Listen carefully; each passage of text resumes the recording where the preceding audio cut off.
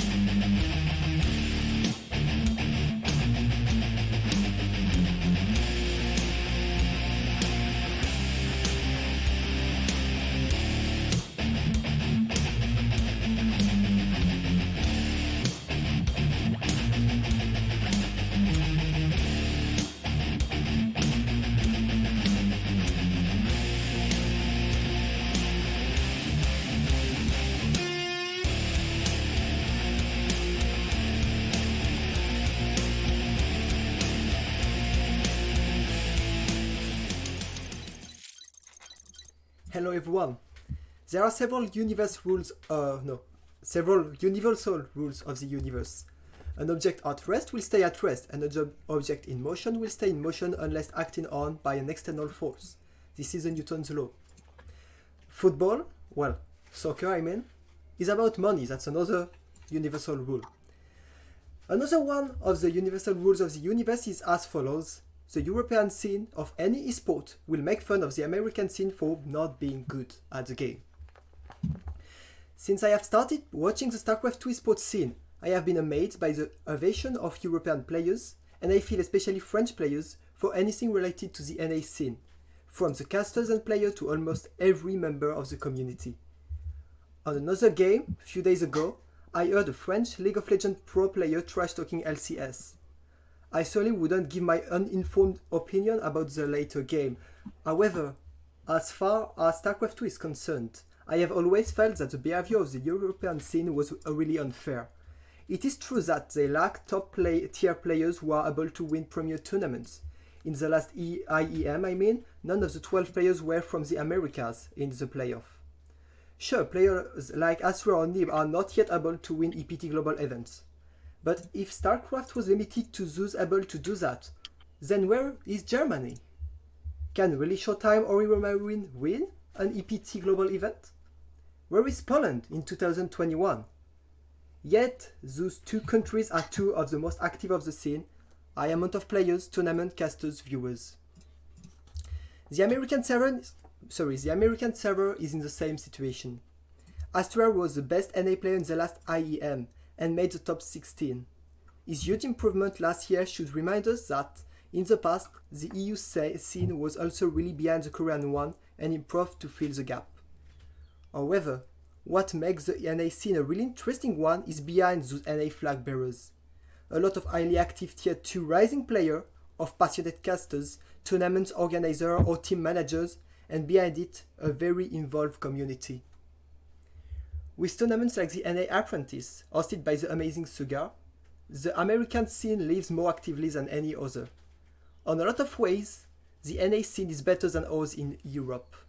I wish that we, the StarCraft 2 community, who have the higher IQ average of all the esports communities, will be the first to drop this stupid taunt contest between regions and take the best from each server. And that's why I'm really excited to have the two finalists of both seasons of the 2021 of the NA Apprentice today in the Alpaca talk show.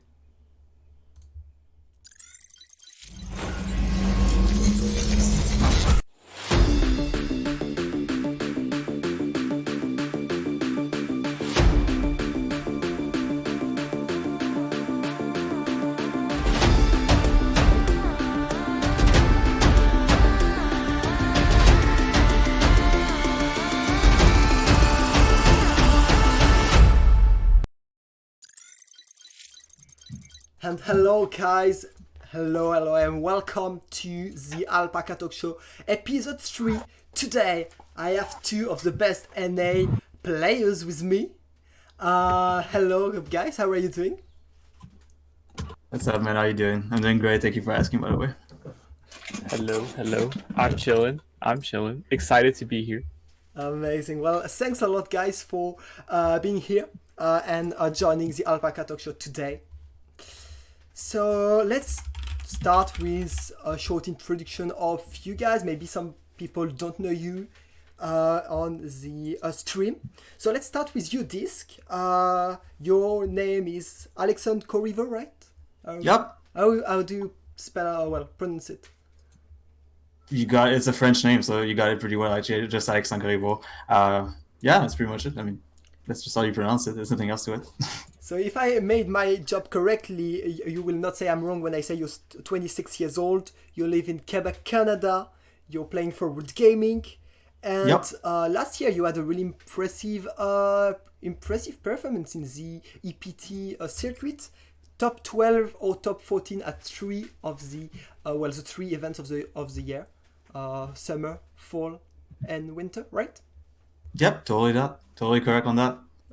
And of course, you made twice the finals of the NA Apprentice 2021 Code S, but Vindicta too, actually. You both made the finals twice, and you won Season 2 when Vindicta won Season 1.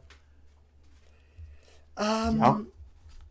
Okay, and on my left, I have Vindicta. Hello, Vindicta. Hello.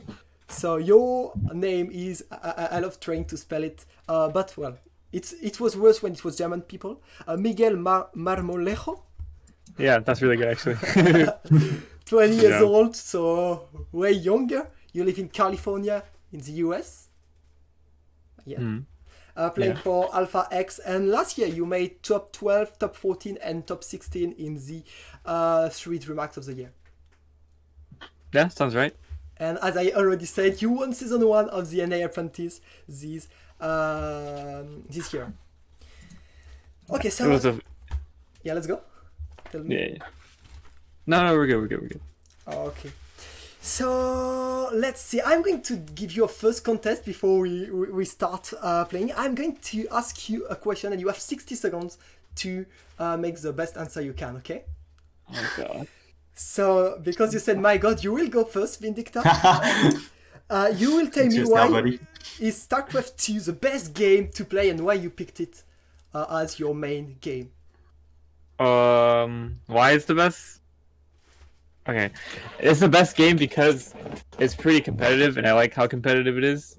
And I feel like there's a lot of things that are up to you to figure out. And so I feel like when it comes to other games, your first instinct is kind of like blame your teammates or like on everything else other than maybe you just didn't play well. So that's what I like about it. And why I picked it, my older brother played StarCraft, and then he got me into it, and I like looked up to him a lot, so I really wanted to be like him, so I just would play StarCraft because he played it, and yeah. Ooh, okay. And what about you, DisK? So the reason I pick up StarCraft is I just happened to actually like see a few YouTube videos about the game itself without knowing anything about it in the first place. And to me, the fact they were just so fast, and them being fast is mostly the Korean player back then, and it just really like stuck with me. I was just like, this game looks really cool. I want to actually get into it. I want to try at least, right? Just give it a shot. And also the fact that you don't have teammates. I don't like playing with teammates. It's just not my thing at all. Losing because of someone else, I hate it. I could say even winning because of someone else is not really a fun feeling. It's more fun to win because of yourself, or even lose because of yourself. It's fun to be angry at yourself. I'm an expert at that. But but yeah, so that's how I got into StarCraft. Really, I just thought it was really impressive what they were able to do with such speed, and I got into it more and more, and yeah, here we are today. Okay, great. Well, I have to say I completely agree with both of you, and I were forced by some of my teammates to play some leagues lately, and I exactly felt that when you play so much better than your teammates but you lose because they are not good, you're frustrated. When you win but you didn't do anything, just your teammates that are better than you're frustrated. So basically you're always frustrated. You win, you lose, your teammates are better than you, they are worse than you. Whatever happened, you're unhappy, and there are a lot of sad when you're not playing with only with friends, and yeah, it's pretty terrible, and that's not happening with StarCraft 2. Well, sure, your opponent can be salty, but that's it, not at least your teammates. Not totally. Okay, so I ask you guys to prepare several affirmations about yourself, true or false. Did you have time to think about it? Yes. Yeah, I got a few myself. I got 2 or something. Yeah. Okay, so it will be our task to find out if it's true or false. DisK, do you want to start with your first sentence? Sure. So, true or false? I got my first GM promotion ever within another race before switching to Protoss. Is that true or false? I have no clue, but Vindicta, you probably better for question like that. I want to say true. I don't know. I feel like it's not true. I'm gonna say it's not true. It's not true, you say? Yeah, I'm gonna say it's not true. Okay. Is it true? Did I give the answer right now, or? Yeah, let's go. Okay. It's actually true. I did get I did get GM like for the first time with Talon. Actually, I was a Talon player back then. Before Legacy of the Void. I was in Legacy of the Void at the very, very beginning, but then I swapped over to Protoss. Yeah, to the OP race, right? Yeah, totally. I was like, I don't want to have any risk problems, so let me just play the easy race real quick. But yeah, no, I think the Talon playstyle in like early Legacy of the Void was really, really different from Heart of the Swarm, and I just didn't like it. The tank evac, if you guys remember, that's obnoxious. That was just a worst design ever. I hated it really, and that actually made me switch to Protoss. But I did get my first GM promotion and all like the good fun result, I would say, with Talon first. Yeah, Vindicta, why do you not switch to Protoss? Everyone switching to Protoss. It's like... Yeah, that's the question, actually. You know what's funny about that? I was playing Protoss last night, and all I'm saying is I won like 9 games in a row. And it only took me like 1 hour. I was just like owning people with... You know what though? I did cheese, but still. What kind of cheese? What kind of cheese? The fun ones: Proxy Gate, Proxy Stargate, Double Stargate, and PVZ. That's a cheese in my mind. And well, there's another one I did. Oh, the Proxy 2 Gate Forge, and you do the cannon rush with the 2 kills. Yeah. Oh, all the party builds, really. So it's so much fun. Okay, great. Vindicta, your first affirmation. Well, sentence. Okay. True or false? I originally played Zerg before switching to Terran. True or false? No way. I don't know. Is it? So just no achievement, right? Just simply played Zerg. Yeah. I'm gonna go with it's true. I just think it's true, yeah. I don't know why. I don't know, but I don't think you reach GM ever with Zerg, though. Should I go? Yeah, let's go. Okay, so yeah, I did. And actually, when I played Zerg in HOTS, and I was closer to getting GM with my Zerg than I was with my Terran. And then when I switched from Zerg to Terran, it took me like way longer to get it. But yeah, I did play Zerg like when I started playing StarCraft. Oh, that's funny. But I have another really important question. Why do you have a knife in your hand? Oh, it's a straw.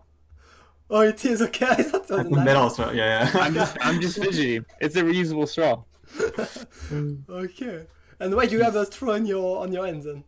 Because I'm fidgety. Okay. I like messing with stuff when I'm talking, you know? Okay. Dude, I feel the same. Like, I'm literally having a pencil right now instead of a straw, but I get the same thing, really. Like, I do this. Like, you have to do something. Yeah, like, you gotta do something. I don't know. Totally. Okay. I know the feeling. Okay, DisK, your second sentence. True or false? All right. Let's see, where is it? Okay. So it's true. This is a little bit like out of StarCraft context. Sure. Because it was either real life or StarCraft, I think, right? The suggestion. So true or false? I invested $500 in Dogecoin because I wanted to go to the moon. What? You guys know Dogecoin, right? No. Yeah, Vindicta knows. I know Dogecoin, yeah. So true or false? What is it? You know what's funny? I feel like it's very likely to be true, but I also feel like it's just as likely to be false. So I'm gonna say true, just cause. Just because, why not? Yeah. Yeah. Yeah. Your guess? I have no clue what it is, so I don't know. Really? You need to Google that. It's just a meme, honestly. So did I go for the answer or? Yeah, let's go. Yeah. It's actually false. I just will not Scammer. do that. I mean, I mean, honestly, that's Scam. just such a stupid risk. Honestly, it went pretty high not too long ago, but it went down like I don't know, all the way down to like 15 cents or something like that. So the project is pretty dead. Yeah, I wouldn't do that. I think it's too risky. $500 in that? Nah, it's not worth it. But yeah, if you don't know what Dogecoin is, just go ahead and Google it. Honestly, it's kind of a meme, but at the same time, it did go up quite a bit. But then it went on. It's like crypto money, whatever cryptocurrency, I think you want to call it. But yeah, Okay. so just Google that, you'll see. It's a meme. Vindicta, your next one. Okay. This one, I guess, just depends on if you really watch me play or not. But like, true or false, is my favorite unit the Ghost in StarCraft? Yes, I think so. I saw a lot of nukes on your clips. Yeah, I'm gonna go with a big, but like a big true. Because I remember the reason why is because before, like, you know, nowadays you see people nuke left and right in late game, like it's more and more common, right? But before that got any sort of common, Vindicta was already on it. He was already doing that nonstop. I remember that. So I will say big true on that. Yeah, 100% true. Yeah, it's true. Yeah. Fucking knew it. Yeah, I saw some amazing nukes on your clips because I was looking for something I will show later from your clips to show on the show, and I found a lot of nukes on your clips. Amazing nukes against Protoss, special event. Oh, those are the best ones. You tell me about it. 200 population carriers and like 0 population carriers in a 5 seconds time. Oh man, good times. I can tell you, good time. Okay, this Thanks. next sentence. I only came up with 2, honestly. Okay. I didn't have time to find another one. Yeah. No worries. Vindicta, do you have others? No, but I can think of another one. Okay, well, no worry. Let's go to our next introduction part. The question drop. So I will ask a few questions to you. You have 2 answers, and you have to pick one, your favorite one, and you have to pick one. You can't say like both or none of them. Like I know that, you know. Ketchup with your pizza or or pineapple with your pizza. I'm asking to Baby Marine. You say none. No, none is not an answer. Okay. Okay. Just you gotta pick one of the 2. You can't Yeah. just say none. Oh, Exactly. okay. So let's start. For example, if I say Astra or Nib DisK. Oh, that's a tough one. Astria. Just let's go with Max, yeah. 100%. Vindicta. My boy Max, I fucking love that guy. Okay, Reno or Serral Vindicta. Rainer or Cyril? Oh, okay. Wait, this is hard. Let me think about it. Okay, wait. Okay, here's my dilemma. Okay, like they're like the same, but they're the opposite. Like they're both super good at StarCraft, right? Yeah. Mhm. But one is very methodical, I feel like, and the other one is very like kind of like a crackhead, like crazy, you know. Mhm. But they're both still good, so it's kind of like which one do you like more, you know? Mhm. So it's like Yeah, but you have to pick one. You can't say both. yeah, you I'm, can't say I'm, no. I'm, I'm gonna say Rainer. I'm gonna say Rainer because he's crazy and a crackhead.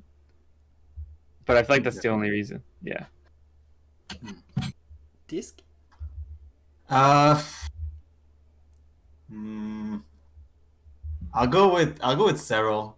What I like about him, or we got to see that a bit more because of the coronavirus crisis, and every tournament is online now.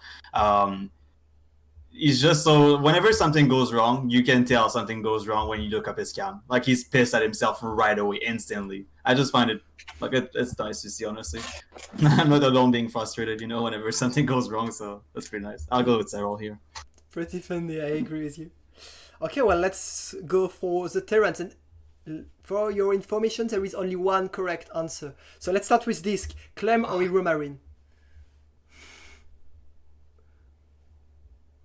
There's only one good answer, so okay. I'll go with Clem. I think that was a good answer too. Perfect. Congrats. That was the correct answer. Tiny bit biased over here. No, I'll honestly, if even like both were actually good answer, I'll go with Clem still. 100%. Vindicta? Yeah, I'm gonna say Clem too. Okay. European scene or Korean scene, Vindicta? She just in general, like which one do I prefer? Yeah. Shoot. I'm gonna say the Korean scene. Okay. DisK? Although the EU scene is like more active nowadays, I still go with the Korea scene as well. The Korean scene for sure. Okay. No doubt about that. The playstyle is just so fun to watch, really. So. Okay. Pizza or sushi? I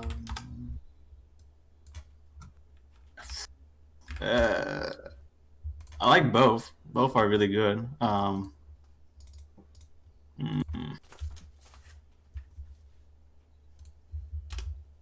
Sushi? Yeah, let's go with sushi. More healthy. Okay. It's better for you, I guess.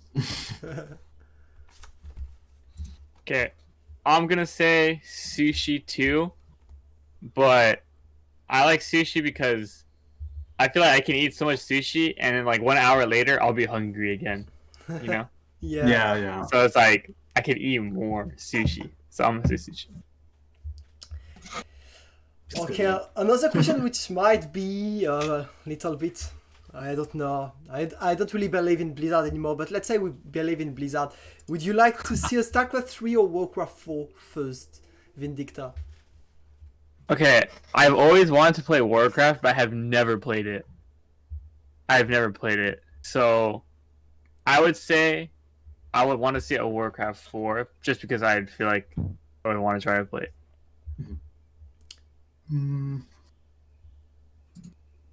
I'll go with StarCraft 3, honestly. Simply because I did play Warcraft overall, and the pace of the game is so insanely slow. It's just so whenever you're used to StarCraft and you're playing Warcraft, it's like day and night. It's just so slow. So I will go with StarCraft 3. Yeah, 10-minute fight with 1,000 life points for each unit, and not dying, and like you lose one unit and it's the end of the game because. Yeah. It's also Euro based, I think. Not a fan of that. Yeah. Well, let's ask these questions then. League of Legends or CSGO? I'll go with. It's actually interesting, because So I would go because of just what I just said about the heroes. I would consider going for CS:GO over League of Legends, but I suck at FPS. Like I cannot shoot for shit. In fact, I shoot my teammates more often than I shoot the other guy. So I will still go with CS:GO. But yeah, there you go. Vindicta? I'm gonna say CS:GO too. I really don't like League of Legends, so like I used to play some with my brother, my older brother, and it's just like I feel like you can't go through one game without getting tilted. Like at least on StarCraft, I'm gonna get tilted. Maybe it's after 2 or 3 games, but I feel like the moment you open the game, you're already tilted. That's true. Yeah, I can agree with that. Okay, do you prefer to play on the morning or late at night?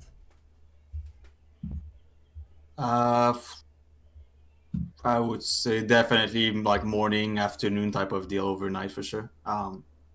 well, in my case, I play on EU all the time, so it's like a really, really perfect time zone to actually queue as well. At night, I'm just, I don't know, just too tired to play. And even if I'm tired, I'm like, you know what, I'm going to play games. They're going to be horrible. I'm going to learn absolutely nothing and die to like a Reaper. So yeah, that's probably in the morning, afternoon, yeah. I'm gonna say at night. The reason why, I don't know why this is, but I just feel overall like faster when I play at night, and I feel really like clunky or like slow or like it's just really weird. Like I just feel just slow enough to be noticeable in the morning, but then when I play at night, I feel like it's perfect. So I like playing this. I like playing at night. Okay. Vindicta, would you prefer to switch to Protoss or to Zerg? Yes, Protoss. Yes. Took a second, and that was it. I already knew the answer of that one. And well, this, would you prefer to switch to Terran or to Zerg? Terran, actually, without any doubts. Zerg playstyle is just not for me. I don't like it. I just don't like it. The only thing I like about Zerg is crew spread mechanic, and that's about it. There's nothing else fun. Maybe the Mutts, but besides that, yeah, that's pretty much it. Okay. DisK, France or USA? France, I'll go with France because I speak French, so France is a good answer. And you don't speak English, so... Well, sometime, just like now, it's a special occasion, if you see what sometime. I'll go with, France, I guess, yeah. Vindicta, Canada or France? Canada or France? Oof. I never been to France. I have to say Canada because when I went to Montreal, I had so much fun. So I'm gonna say Canada. Okay. It's wrong, of course, but I mean, everyone can be mistaken sometime. Vindicta, French rap or American rap? French rap is so good. Fuck. I don't know why I like it so much. DisK, would you shave your beard or lose to printf? Oh. That's a tough one because Cannon Rush is really something else. Fuck. Shit. I guess I'll still lose to Printf because if I lose ladder points, then I can, it takes me, let's say an hour to take it, to have it back or something. The beard is gonna take like a few months easily, if not close to a year, to get it back to where it is right now. So I'll go with Printf. Makes sense. Okay, great, thanks. That's it for the question drop, guys. And let's switch to our first part. And I wanted to talk about the only thing that happened to StarCraft 2 in like a year. Of course, finally we have one. We have one, guys. We have a new map pool. Oh my god, I'm kind of excited. But I'll ask you first, how did you react when you just logged in and so we had no new map pool at first? Because at first we had no new map pool. What did you think when you saw that? So we had no map pool? I'll go first, I guess. So what did I think when there was no map at first? Mm-hmm. Well, honestly, I didn't even think. I was just like, that was to be expected in my mind. I was just like, yeah, that's not going to happen. Like, I knew it wasn't going to happen. Or I lost faith entirely. So I was just like, you know what? We're going to play on these new maps, or not new maps, sorry, but on the old maps. And that is it, really. And then whenever they got released, I was like, holy shit, that actually happened. And they are somewhat pretty good. I enjoyed them, really. I actually enjoyed them quite a bit. Okay. Vindicta? Yeah. I'm gonna say the same. Like when I checked Twitter and people were like, "Oh my god, there's a StarCraft update, maybe new maps." I was like, honestly, I'm just gonna say probably not. But so I wasn't really like expecting anything. But when the maps came out, I was honestly pretty surprised. Like I thought at most maybe like a map or at most they would have just used like old maps, like recycled them or something like that. Mm-hmm. But yeah, seeing the new maps was pretty surprising to me. Yeah. Okay, I'd like to talk a little bit about each of the new maps because like we might not have new maps soon. So let's take our time to talk about this. So let's first see 2000 atmospheres, the first of those maps. What do you think of this map of Vindicta? 2000 Atmospheres is probably my favorite one of the map pools so far. It seems like it's like a standard map, but it still has like a lot of like avenues of attack and stuff like that. So I feel like it can produce pretty fun games despite being like a standard map, quote unquote.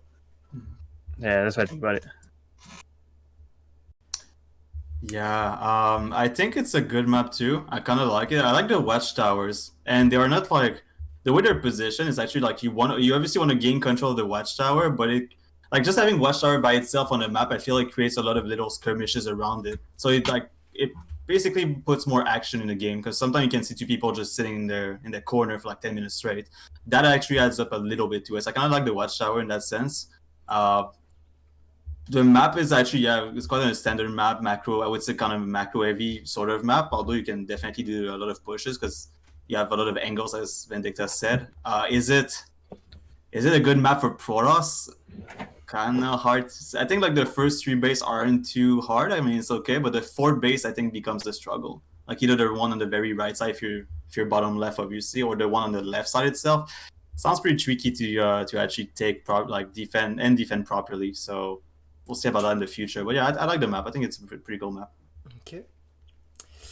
What about Beckett Industries? The second one. What do you think about this? We'll finish with the best one. I've honestly like had a lot of people complain about it, or seen a lot of people complain about it. I don't really think it's that bad for Terran, so that's probably why I feel like it's not bad. But obviously, I don't personally. I haven't seen the issue with it, so I'm gonna say that I do like it, but maybe like the map's pretty small, so that's the only thing. Like I feel like small maps are good for Terran usually, but obviously like I'm a fucking camper and I like to play like kind of like the macro games and stuff like that. So I feel like that's the kind of map that wouldn't really be that great for me. So that's why I prefer 2000 Atmospheres more. Okay. I mean, it's gonna be an obvious answer since I play Protoss. Not the best map ever for Protoss, I would say. Honestly, I honestly don't like it too much. Like the map looks cool, but for the Protoss perspective, feels kind of bad. It's like the Kingdom of 12 pool. Like it's in my head, this map is basically Submarine 2.0. It's just like a bit different, speed zone and whatnot, but like it's most of the time I got a Zerg on that map, I got 12 pull to the ground. It's just the same build opening, kind of sucks. PVT felt like it's kind of, how can I say, like as Vindicta said, like the rush distances are like really, really small, so like pushes gets across the map a lot faster than they should normal, or let's say on a map like Lightshade. So it gets scary more quickly for Protoss because all the little seconds you can have are incredibly valuable to get your battery finish or anything like that. But it's also it goes also the other way where, like, for example, whenever you send it across the map to kind of deny the command center or do something with it, you get across the map faster as well. So that's an advantage also for Protoss. So the map is like, I don't know, PVT wise, I'm like, I don't mind it too much. PVZ, a lot of queen walks, a lot of 12 pulls, so it's like eh. And PvP, honestly, it has no impact for PvP. Like PvP is one hell of a matchup. So honestly, this map I don't think is like that big of a deal for PvP. Yeah, it's an okay map, but I don't like it too much. Okay, well then let's finish with the weirdest of the 3 new maps. Well, I feel at least it's Blackburn. Really weird map with really weird gold placement. What do you think about it, DisK? I actually enjoy Blackburn. I think Blackburn is really nice. I've never been a fan of any sort of like speed zone or slow zone, but the slow zone here actually makes logical sense, because otherwise the drops would be a pain in the ass to deal with, honestly, because we're kind of close to each other in air distances. It's, how can I say, it's like the third base is very, very exposed. There's a lot of ground to cover. So you can see a lot of like queen walk in PVZ happen. You can see just pushes overall. Like you have a lot of space to micro and like run away, so it's not too bad. The fourth base being a goal base is actually okay, because it's like it's a risky goal base. Like you can harass it rather easily. You can do something about it. It's like because some maps in the past there was a goal base and it was like there was almost nothing you could do about it. The Zerg just had it for free and you were just like, okay, well I gotta work twice as hard basically to get the job done. So here you can actually harass and everything, which is pretty cool. From the experience I got on this map, it usually goes into like mid to late game rather well. Like it goes into ultra late game if anything. It's like a very heavy macro map where like PvZ late game, 30-minute games, it happens quite often. So yeah, I kind of like the map. I think it's a nice map. It's maybe the little one thing I could say about it is like it's really dark. It's really dark in game playing on the map. So sometimes it's hard to spot things on the mini map because it's so dark. But besides that, I like it. Yeah, I think it's nice. Okay, Vindicta. Okay. I really don't like Blackburn at the moment, but I would say a part of it is because since the map's so different, I still don't understand how to play it, or like what's the best way to play it. The thing that turns me off about the map is just I feel like the gold bases are easier for the other races to exploit, like than Terran, than it is for Terran. So I feel like it produces a lot of really weird scenarios. So like, I think from like a fan perspective, the map's probably a lot of fun to watch because it's going to produce like random and fun games. For sure. But I think, but to play, absolute headache. Oh my god. So yeah, that's mostly the reason why I don't like it. But like I said, I think that a part of it is just that I need to figure out how to play it, and maybe it'll be a bit better. But it's still really weird. Yeah, I love weird maps. To watch or to cast, it's really funny, but because it's different. But for players, sometimes it's a bit tough to understand everything. Yeah. And what do you think of the 4 maps that are still in the map pool for a lot of seasons now, which are Lightshade, Juggernaut, Oxide, and Romanticide? So I honestly kind of like them. I like all 4. The one that I don't like, I guess, the most out of all the 4 you just named, Oxide. Oxide is just sounds like a pain in the ass just to take a 4 base on this map. It doesn't just sound like it; it really is. At least for the Preroll perspective, or it's either like really hard or I'm just really bad at it on this map. It's one of the two, and I kind of go for the option number 2 here. But Lightshade, Romanticide, and Juggernaut is just, Preroll's perspective, I think are good maps. Lightshade might be tricky in PvZ because you can see a lot of Queen Walk with Roach Ravager like type of all-ins, since the map is really good for that. But I still like the map nonetheless. I think that all the rest are pretty nice, yeah. Okay. Vindicta? Okay, I like them. I honestly had them vetoed when the new season started, just because I wanted to like try out all the new maps mostly. The one map that I guess I don't like necessarily is Jagannatha, but I will say that sometimes, depending on who I'm playing, I like to play the map because it's weird. But generally speaking, that's the only map that I don't really like still. And then the other maps, they're pretty big, and I feel like it's nice that we have the smaller new maps and then still have like the older big maps. So at least in terms of like map sizes and stuff like that, there's still like a bit of variety. Even if the older maps are like obviously older and we've already been playing on them for a while. So at least there's still potential to get like the really long late games. Okay. Okay, great. So we talk about the maps we have, but I want to talk more generally about the maps you would like to see. So, for example, would you like to see back 4 slot maps? Because it's been a while since we didn't see any.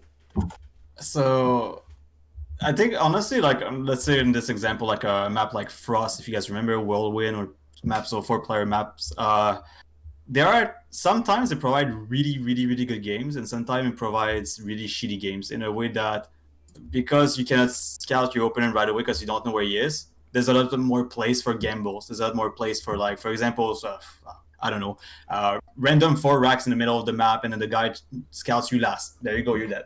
It's like there's just situation like this repeats itself a little bit on these maps, but whenever both players don't do that and they actually open normal and everything, can provide some really, really sick matches actually to watch. But it's one or the other, I guess. There's more RNG involved, I would say. But is that a bad thing per se? Like, let's say out of 7 maps, we would have one map with four spawn. I think that would be kind of nice actually. But I wouldn't see like 4 maps like that out of 7. That would be maybe a bit too much actually. But yeah. No, I agree with that. I feel like they're fun, and they are pretty RNG, and having at least one for like diversity is pretty good. But actually, on top of like having a 4-player map, it would probably be nice to also have watchtowers again. I know we have that in 2000 Atmospheres. We have the watchtowers, but I feel like people just removed them, and then we got comfortable, and no one's like trying to add them back, or at least from what I can see. Like, I don't know how map makers are going about that, but I think it would be nice to have at least one map like that, and then maybe with like a watchtower or something like that, some older feature, I guess, that I feel like it's kind of forgotten nowadays. That's true, yeah. Yeah, because last in the last episode of the Alpaca talk show, I had 2 Terrans, and they also said the issue with 4 spawn maps is that it's big maps, which are often not great for Terran. Do you think it would favor a race to have 4 slot maps, or it would be possible to balance it? So it depends. It depends where you spawn, really. Like, let's say 4-player maps. Like, I play Protoss at the bottom left, and the Talon plays top left. It's actually a good outcome for Talon. Like, it's this position is actually okay. Whenever it's cross spawn now, it's a problem. Yeah, because any sort of parrot push or rallies across the map or just plays takes a lot longer to either reinforce or do a drop. So you let the other player a lot more time to play with. Not because you want him to have more time, it's just the way the map is designed. So I can see why this is really bad for Talon. Because I remember playing Talon on these type of maps, and I was like, yeah, this is a struggle. So in that aspect, I think... Not sure about the Zerg perspective, because I just don't play Zergs. I don't have a whole lot of experience, and I cannot talk about their POV. But as Protoss, like, let's say cross-spawn versus Talon, I would feel generally comfortable, because it's like just multiple observer left and right, and then playing Stalker to defend drops that take a lot more time to go across the map. Like, just the initial Widowmine drop would be easier to deal with, because I have like an extra warp in, even if it's cross spawn again. So I'd say, yeah, it would advantage like the other races, like especially Protoss in this case, I think. Yeah, I can see that. I also feel like the advantages would be different depending on which part of the stage of the game you're in. Because I feel like once you're in the late game, at least with Terran, I feel like it would even out, and I feel like everyone is in the same situation where like your harassment is going to take a while to get to the side to do damage, even if you got like a proxy pylon or a warp prism or something like that. And then at the same time, like vision starts to even out too. Like, Terran has sensor towers, Zerg has the creep spread, Protoss with observers, or even again like the same proxy pylons also for vision, stuff like that. Yeah. So I feel like later on it evens out. It probably just be the initial beginning where it's a bit tough for Terran in terms of like if you open with an aggressive opener like Widowmine drop, for example, like you're already gonna be a little bit behind, right? You're gonna arrive there late and probably not gonna do any damage to even warrant have gone for that, and it would have just been better to like maybe have gone like 3cc or something like that. Yeah, I was gonna say probably the builds will probably just always be triple CC or something like that, and you just hope that you don't die to some random cheese proxy, whatever you want. Yeah, the builds would definitely change. It's in a way like the map would have its own meta. That's true. Yeah. Okay. And you guys talked about watchtowers, and what do you think in general of the, how to say it, doodads we can have on maps, for example, watchtower, neutral turrets, or acceleration zone generator, etc. What do you think of those kind of mechanics in the maps? Do you prefer vanilla maps, or do you like to have some of those stuff in the maps? Yeah. When it comes down to Watchtower, I think as I said earlier, it's like totally fine with me, and I like that because of all the little skirmishes. I'm not talking like 25 Watchtower, obviously, that'd be a bit silly. But you get the point, like maybe 1, 2, or even 3 would be like whatever. When it comes down to speed zones, slow zones, I personally never been a fan of that ever, and will probably never be one.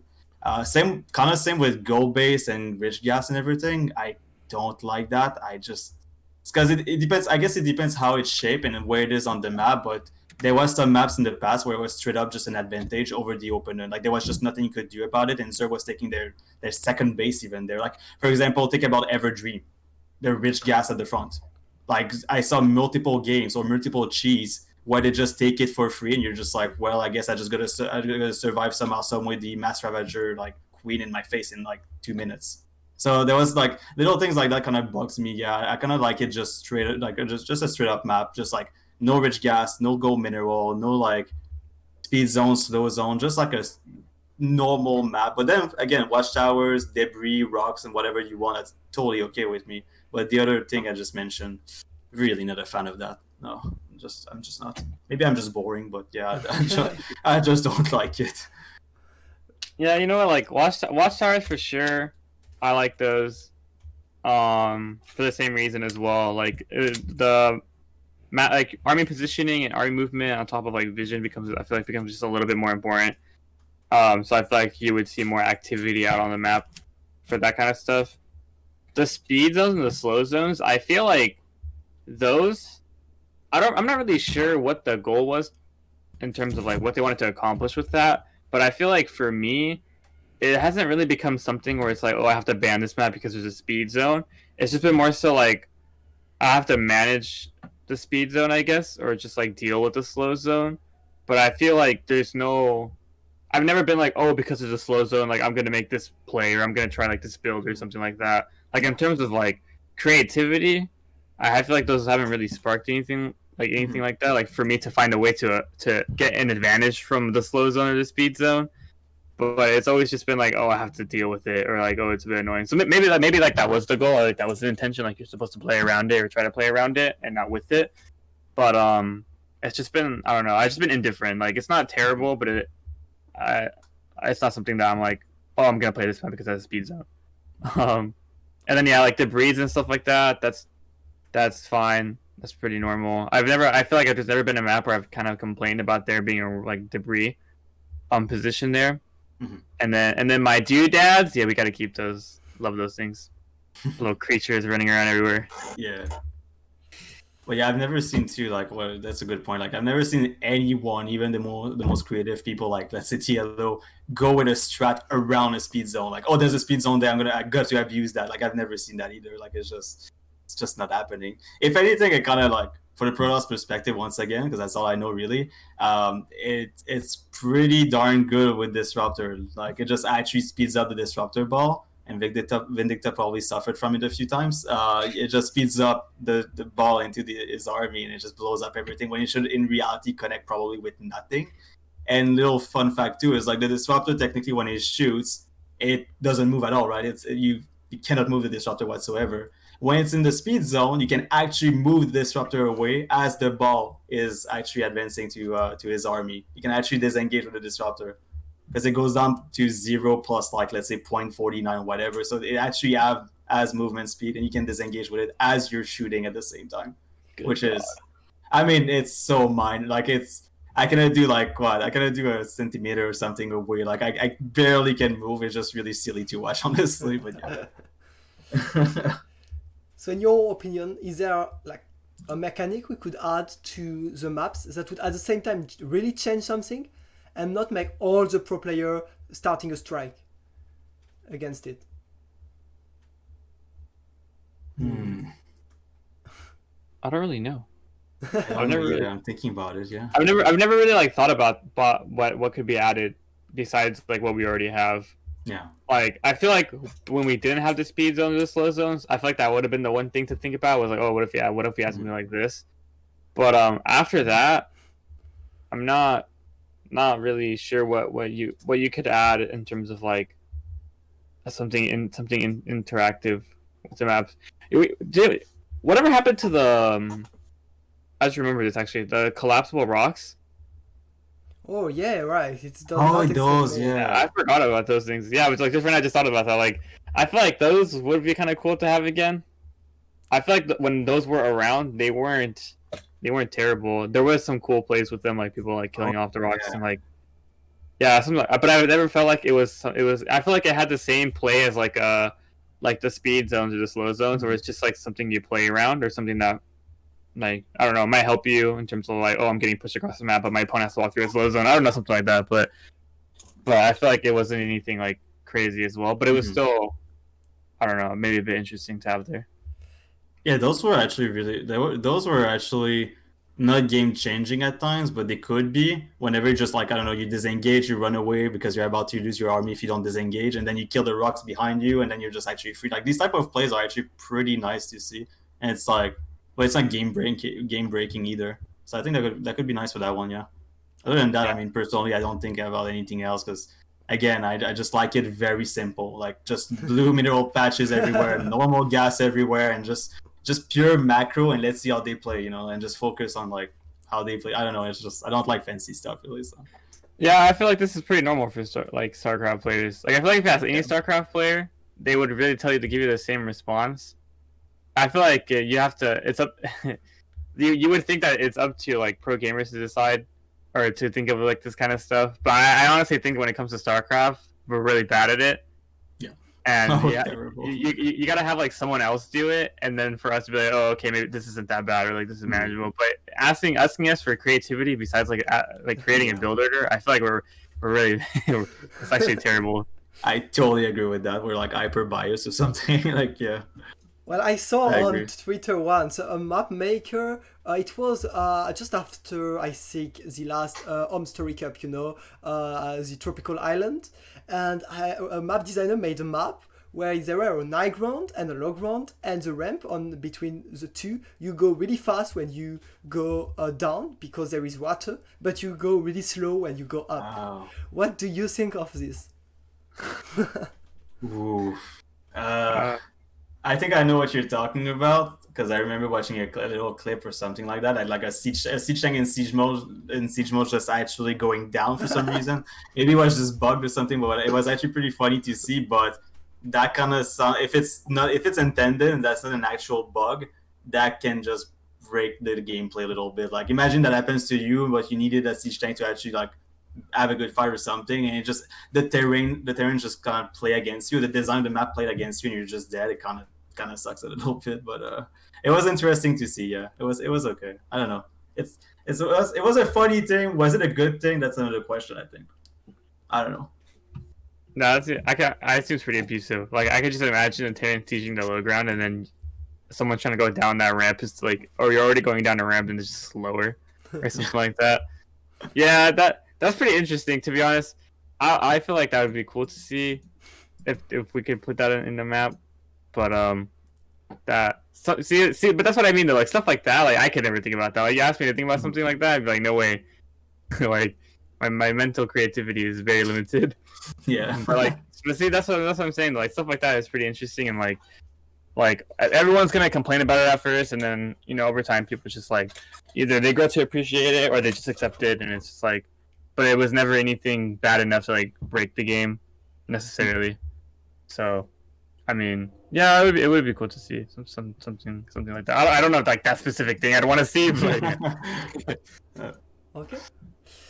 Okay, now I'm going to ask you to give me two maps. One which is the worst map ever you have ever played in 1v1, and your favorite map ever on the ladder.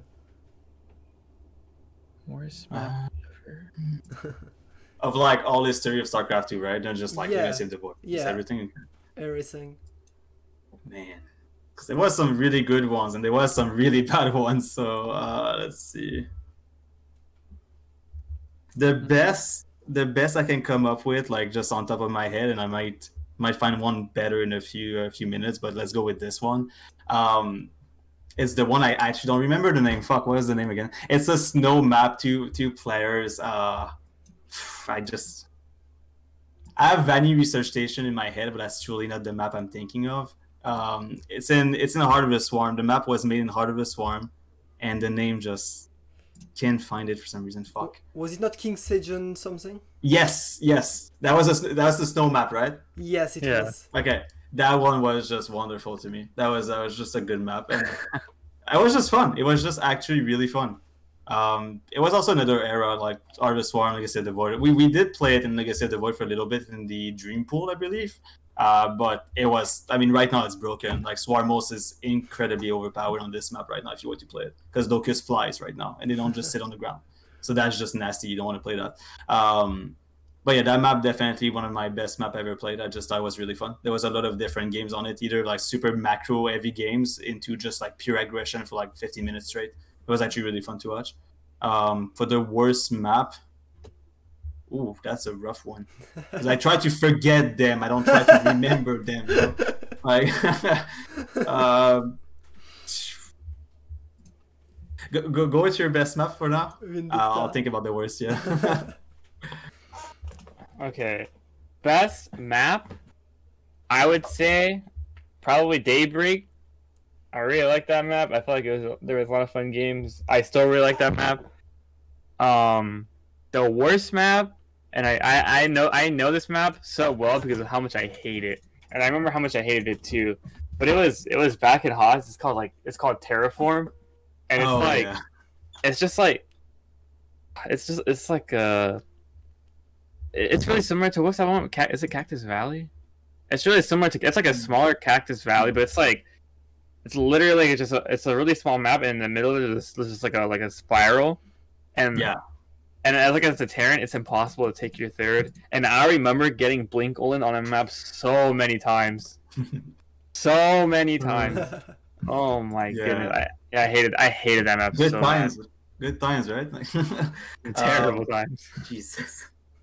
Yeah, I remember that map too. If I go back to whenever you said like Art of the Storm, you mentioned that map, it made me think about another one for some reason, and I kind of want to go with that one for my worst map, Arena. Arena was awful.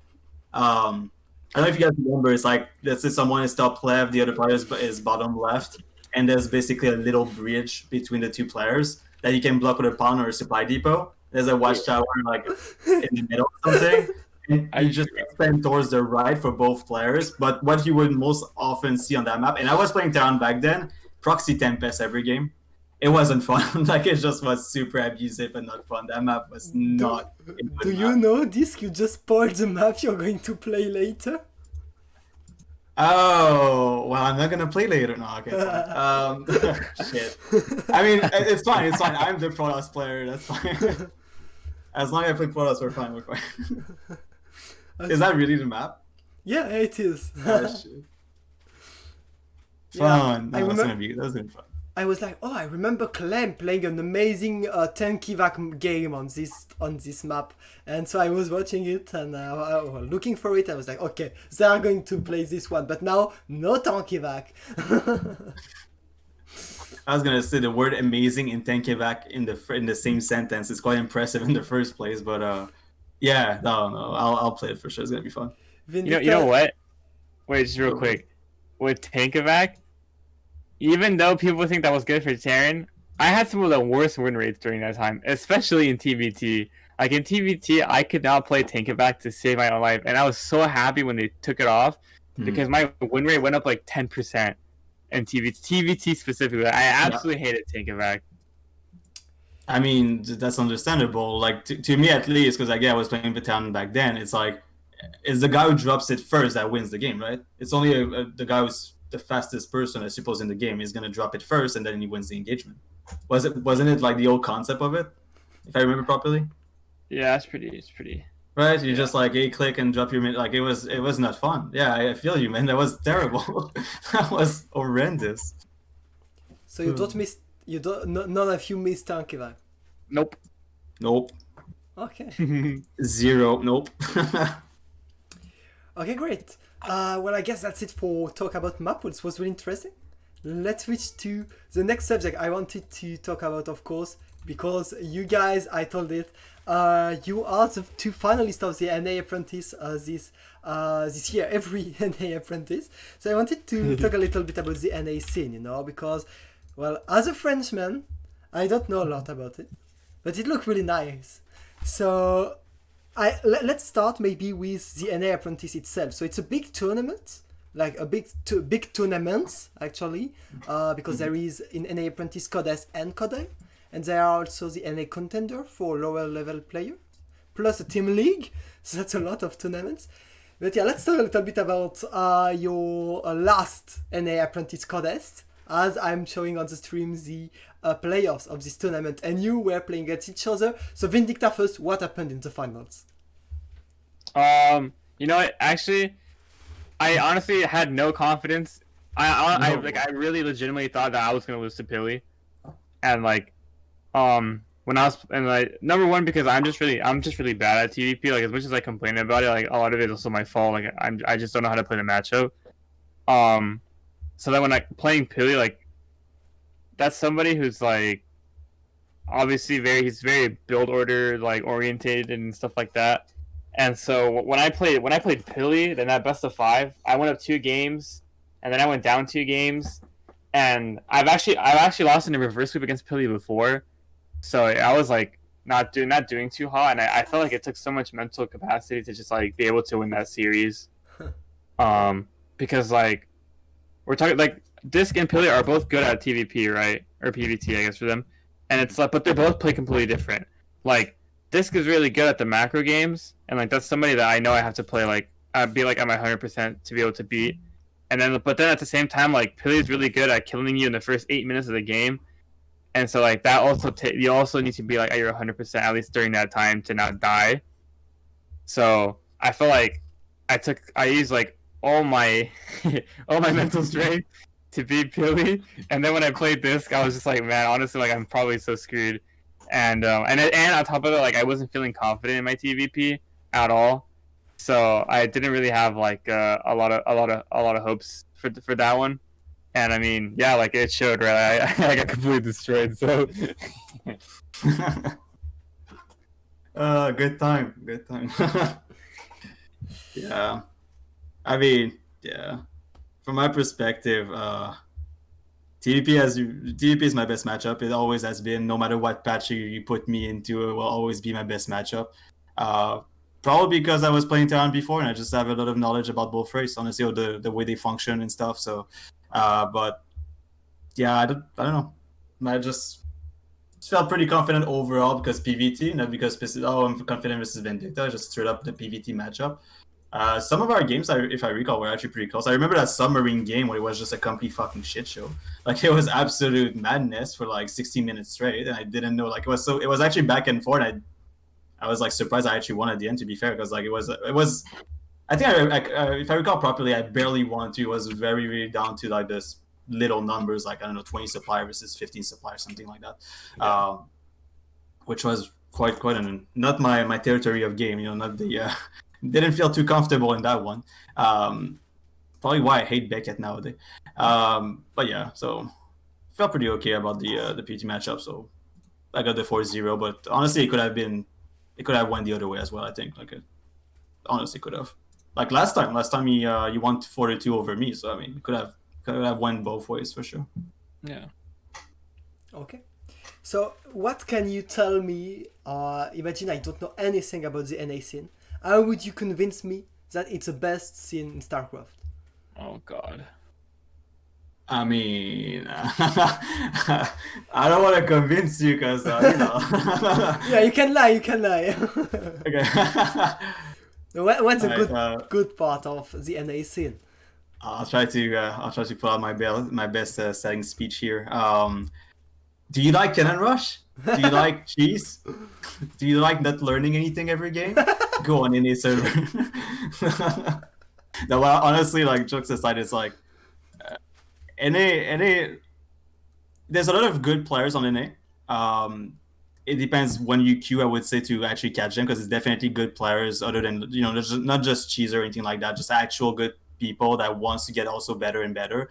But sadly, I would say NA kind of has the reputation of like, oh, it's just a cheesy server, everybody cheese and stuff like that. But it's half true. I mean, there's definitely a lot of macro players and a lot of people that wants to get better, as I said. There's also cheesy players that are really focused on that, and they just want to have a good time, so they cheese every single game. But to be fair, you can find these players on every single server, so I don't think it's a really big-ass downside of the NA server.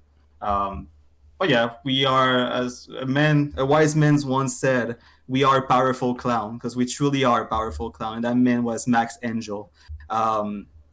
it's a good server. I don't know. It goes for fun games, but yeah, I'm really trying to be positive about any server right now. But yeah, I think it can be some fun games at times. Yeah. Vindicta? Okay, I think for the NA server, what makes us the best, or what can make us the best, I guess, is the fact that like no matter who it is, as soon as one of us is doing good in a tournament, we're all rallying behind that person. Like, for example, like I feel like if Australia is just like owning, then everybody is an Australia fan and everybody's cheering for Max, and it's like we're all kind of in it together, like supporting that one person because he's just like our like representation. So I feel like even though we're all kind of like, or not all, but a lot of us are pretty like, I don't know, bricky and like cheeky, and sometimes we all just like, we might even say like we hate the way we play against each other sometimes. I feel like at the end of the day, when it comes to like supporting the players and stuff like that, it's really cool to see that as soon as one of us is doing good, we're all kind of just like rallying behind that person and we're just like cheering them on, and they're always doing great. Like now we have Max, we have Neeb, we have Scarlet, and even though maybe two of those are not doing that great right now, you can't say that like Max suddenly like from coming from probably the worst server is becoming one of the best players. Like I feel like that does say a lot. That's true. Yeah, I mean, of course, as when you ladder on NA, you don't ladder a lot, both of you on NA, right? I see a lot of on you, Vindicta. Mm-hmm. Why don't you play on NA? Because ladder is too cheesy? It's not cheesy. It's just there's no one really on until you get later at night. Like, if I wanted to play NA, I wouldn't really be able to get good people until maybe, if I'm Pacific, so like 5 p.m. Pacific, something like that. And then, but once you get to that time, you're kind of playing the same 5 people. Like, it's going to be like, I don't know, for example, it'd be like me, Nina, Pilly, Parting, 4GG, something like that. Like, it would just be like all of us like playing against each other. And that's not necessarily like bad practice, right? Like, those people are good. But then, in comparison to like going on EU, we're just like 16 people on, and they're all really good, or there's just more people online and that are good. Like, why wouldn't you play on EU? Mm-hmm. As if you can, right? Like, if you can. And if NA had that kind of thing where there was just more of us playing on NA, then maybe the quality of practice is better, right? Like, maybe instead of just like those 5 people, then you have like, I don't know, Future, Australia, Neeb, or like all those people queuing at the same time. Then obviously like the practice is a lot better. But because no one plays on it, and you're getting like the same 5 people, it's like you might as well just play like on EU or Korea or something like that. Sorry, yeah. I was just gonna say, yeah. I think EU has a lot, just basically a bigger population. There's just more active people, and whether it's pro player, semi-pro, whatever you want to call them. There's just more people, so you get to actually face different stuff, because everybody has their own touch a little bit of the game, right? So you get to practice against a lot of little different things, little variation, whatever. If you go on an AQ against the 5 same people, even if they are good, it's kind of always this. I would say most of the time it kind of repeats itself a little bit. Like the style just surely just repeats itself. But yeah, more people. Depending on the time zone, obviously, just more people. Perhaps more pro overall as well. If I take it for example, as Vindicta said, Neeb, Scarlet, Astria, I meet all these people on EU during the day, like quite often. So it's like they are all also over there. So we just meet there, I guess. We just like to play with lag and hate our life. Soon we'll move to Australia. but yeah, that's pretty much what's happening right now, I would say. Okay. Because I feel like the big strength of NA is that you have a big, solid community, as Vindicta said, and you have also a lot of tournaments. I mean, when I'm looking at the OSC events, for example, so many OSC events aren't NA time zones. Exxon Cups, for example, but there are others, I just forgot the name. Of course, NA Apprentice, we talked about it. Yeah, you have the opportunity to play a lot of tournaments. Do you play a lot of tournaments, guys? I haven't been playing too many recently, or before. Recently, I started playing more cups. Like I played Battle of the Americas the other day, And the playing the cups are good because it's like that little tournament experience. You know what I mean?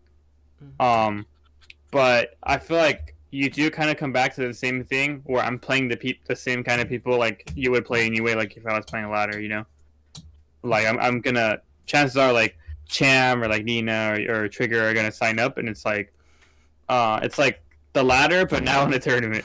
The NA ladder, but now in a tournament. So that's the only thing about the Cups.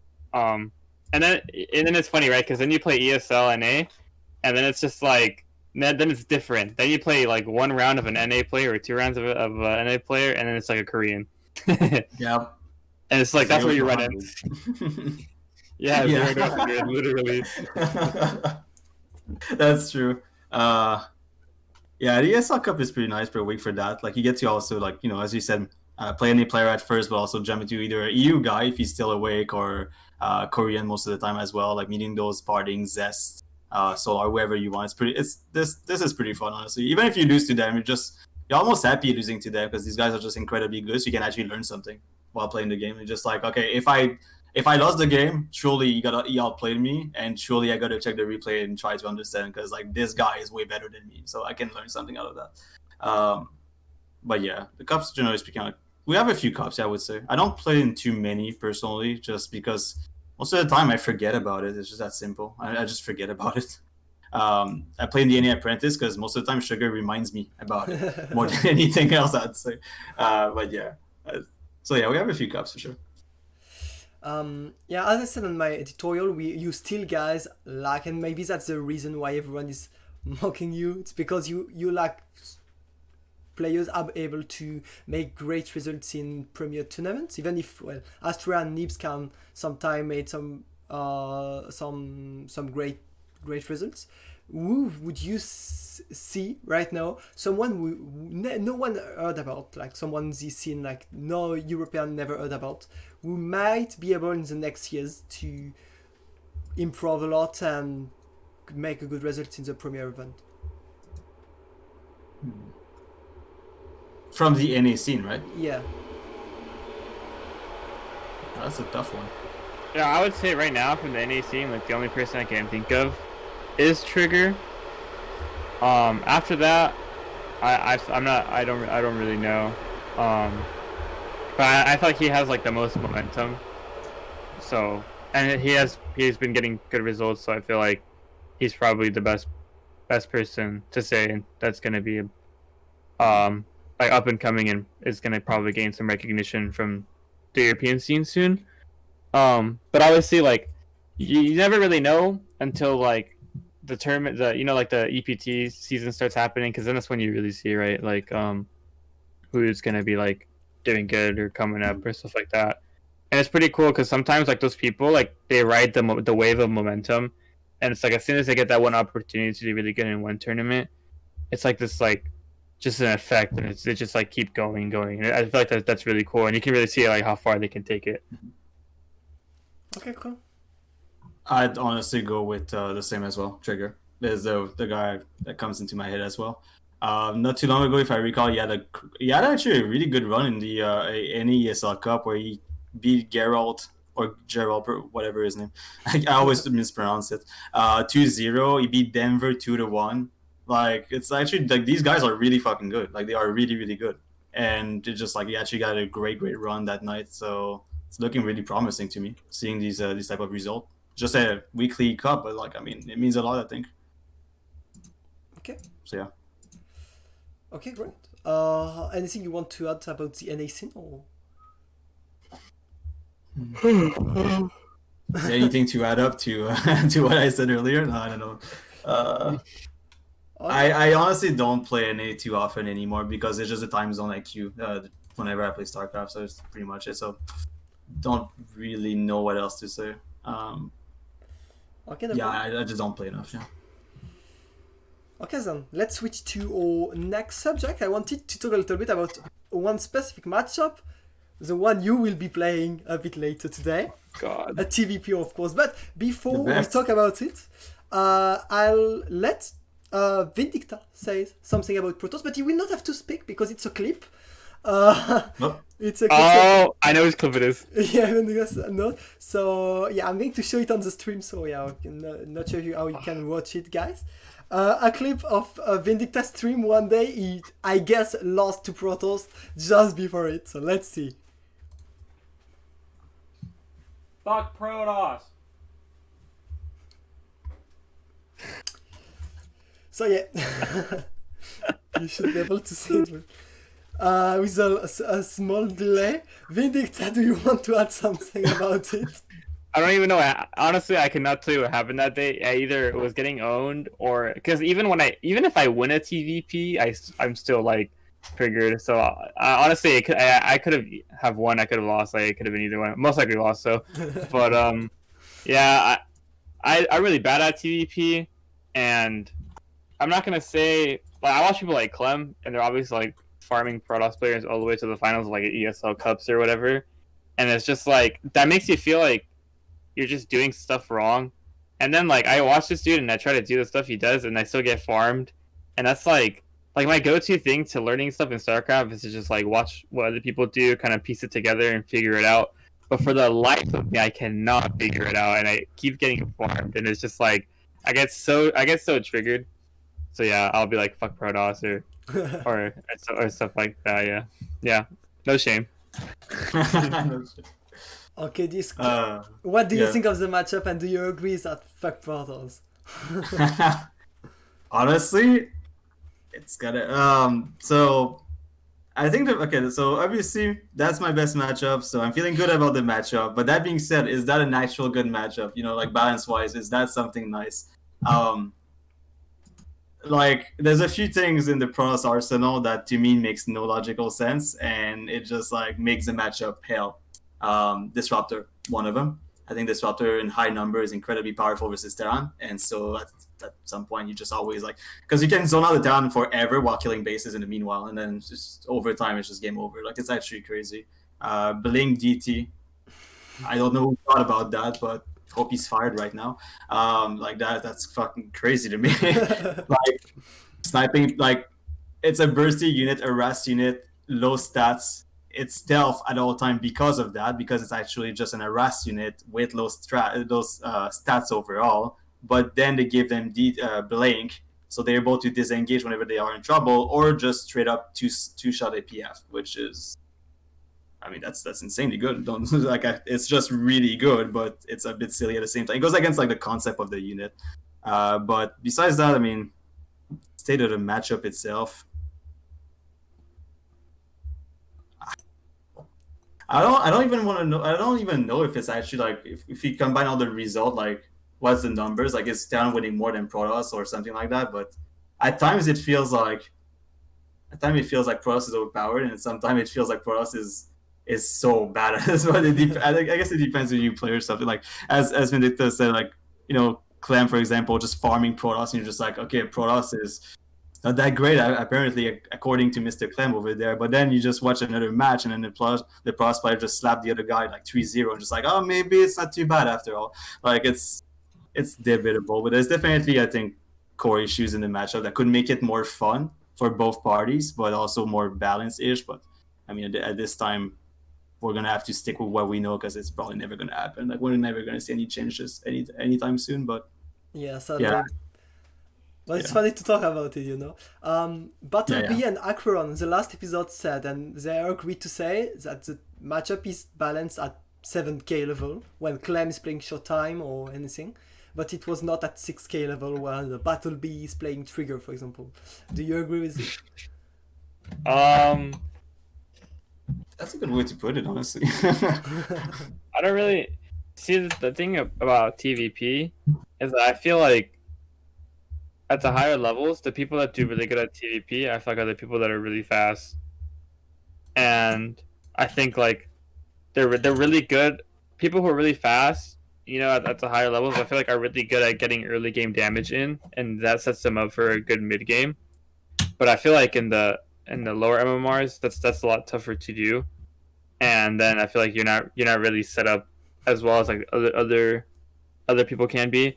But I feel like the matchup is really not terrible. I will agree with this. Like the thing that I feel like makes it hard for Terran, is the blink DTs, because I feel like I don't really have a problem making it. Like I don't have a problem where I died too fast or like I'm not making it into like later parts of the game. But like I feel like once you get to later parts of the game, it's pretty tough to be able to keep your bases without camping your ass off. Because I feel like as soon as if I divert too many units somewhere else or something like that, I'm gonna get a PF sniped. And that's pretty tough, you know. So I feel like that is honestly like probably the biggest issue. Even I don't know, like proxy void ray with shield battery is honestly like holdable. Obviously that produces its own memes too, but like I feel like that's holdable, like stuff, all that kind of stuff, the early game stuff. But getting into the later games, I feel like it's just I think it's tougher for Terran. Obviously not like terrible, or else like Terrans wouldn't be getting wins against Protosses even at the higher levels. But I do think that's the thing that people struggle with the most. Is the late game stuff. So both of you guys agree on what's wrong with Protoss in the matchup, look like. But what would you change to the Terran race to fix the matchup? Change with Terran? The bars? No, I don't know. I just don't know. I don't know what you would change about Terran specifically.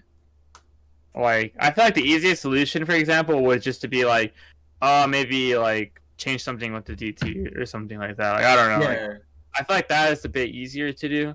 Because I feel like with Terran, what could you really change without adding something? You know, I feel like it's one thing to change a unit compared to like adding something. I don't know. I think also if you go to optic, like what can we do about Terran to make them a bit more, let's say, powerful in the TVP matchup, you will have an influence, like that will have an influence over TVZ as well. Like that will actually might hurt TVZ a lot more than it will actually help TVP. Where with Protoss, Bling DT, the big for the most part is like obviously in PvT are very, very, very good, but they are also used in the PvP matchup, which every Protoss hates. So we wouldn't mind a nerf about them, honestly, at this point, really. But yeah, so if you change something about Terran, I think it's gonna break, or it might actually have too much impact in TVZ. Like, for example, with Protoss, whenever they got the super battery, it was supposed to help PvP, which it did, 100% did when it comes down to defend like the proxy, because it was always proxy versus proxy every single PvP. But the thing is, like that super battery also really hurt in the other matchup, hurt for the other players, not Protoss, obviously. Like it has a huge impact in TVP and PvT and PvZ as well, where it was intended for only one fix, which is like the PvP matchup. So it's like the same concept. If you do something like that for Terran, it might just ruin the other matchup completely. So I think that would be, again, just the DT itself, not really the Terran race. Yeah, that's the thing. Like, this is right. I feel like if you change the Blink DT, the effect on the other matchups, I feel like it isn't terrible. Because I feel like the Blink DT has a universal like usage in all of the three matchups, which is like when you get to the later parts of the game, you might use them to snipe a base. Like they just end up becoming units used to snipe bases or like harass a mineral line, for example. Like the use of the Blink DT is always the same, and so I feel like fixing that, like changing the DT, would change the same kind of thing in all the matchups compared to like adding something to Terran or changing something with Terran. That would inevitably affect all the other stuff in the other matchups. Like I just feel like the simplest change comes from changing the Blink DT and that you can do that and not mess up anything else about the game. Mm-hmm. Okay, makes a lot of sense. Okay, well, you answered all the questions I wanted to ask you about TVP. So let's switch to my favorite part of the show, of course, the quiz. Oh God. So let's go for the quiz. How are you feeling? Do you think you're going to win it, guys? No. I have no faith in myself. We'll see what happens. I don't know. I didn't ask any question about French language, Vindicta, but I wanted to. Okay, wow. So we'll have a StarCraft 2 question, non-StarCraft 2 question. Well, it's a 4-part quiz, but let's start with the StarCraft 2 question, okay? And let's start with the preliminary question. So the preliminary question will not give you any points, but it will give you a bonus for the next question, okay? So it's a really easy one. Just to start, who won the 2019 WCS Global Finals? Wasn't it dark? Yeah, Dark. It is Vindicta. It was actually the last BlizzCon we had in the finals against Renault 4-1. So that was a preliminary question, Vindicta. So I will ask the first real question, which is the question I call the price is right. I'm going to ask you a question. The answer is a number, okay? You will. So I'll ask you the question and you have the choice either to be the first one to answer or to let DisK answer first. Basically, if you give the right answer, you win the points. If you're wrong, I say more or less, and the other one can answer. Okay? So the question is, Vindicta, more or less $30,000. How many money Dark won in his whole career? So do you want to answer first, or to let DisK answer first? Oh, we'll let DisK answer first. Are you sure? You can think about it real quick. Okay. In his total career, right? Yes. Okay. According to Wikipedia, I just looked there. Okay. So he's pretty good, and he's won a lot of things. And I mean, obviously, one of the other things is Zerg. Let's see. Yeah, let's face the reality here.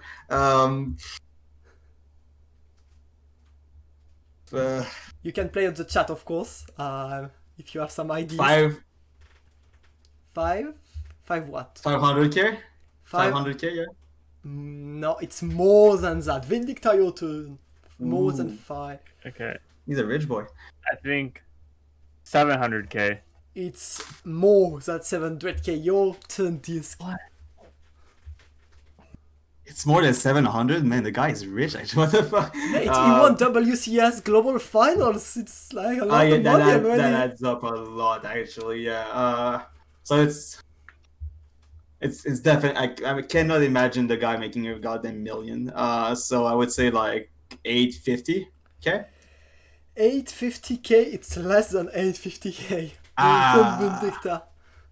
Okay, then it's gonna be like 720,000 or something like that. 720,000? Yeah. It's more than that. DisK, your turn.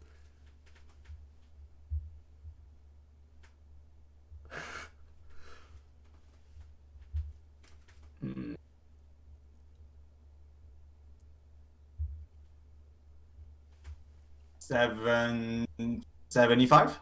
Okay. 785? Is that what you said? No, 775. 775? It's more than 775. Your turn, Vindicta. Okay, it's gonna be like 820,000.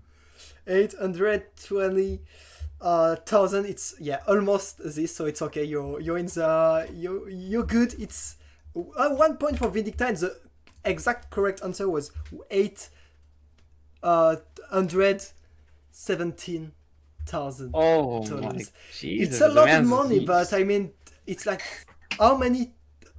Just for WCS Global Finals, you know, it's already a lot. If someone has the answer in the chat, I don't really know, but it's a lot of money. Okay, that was the price is right. Now we go back to really standard question. I asked the first one to answer wins the point. Okay. But first, guys, did you play Brood War? I did. Yeah. I did as a kid, yeah. Amazing, because this question is about the StarCraft lore, and it's about the Brood War campaign. Oh god. Oh boy. So you can answer as soon as you have the answer. Who said in Brood War, "The time has come, my fellow Terrans, to rally to a new banner. In unity lies strength. Already many of the dissident faction have joined us." Yes? Arcturus Manx, whatever his name. Yes, it is. 1 point Oh for god damn. Tiz. Easy clap. Okay, third question. I tried to ask it well, but who is Mykolai Ogonovsky? I've Is In StarCraft 1 still, right? No. It's someone who is play StarCraft 2. Oh shit. Okay. Can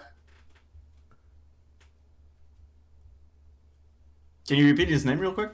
Mikolai Ogonovsky. Oh, There's Elaser. a laser. Oh my god. You said it first. Okay, nice.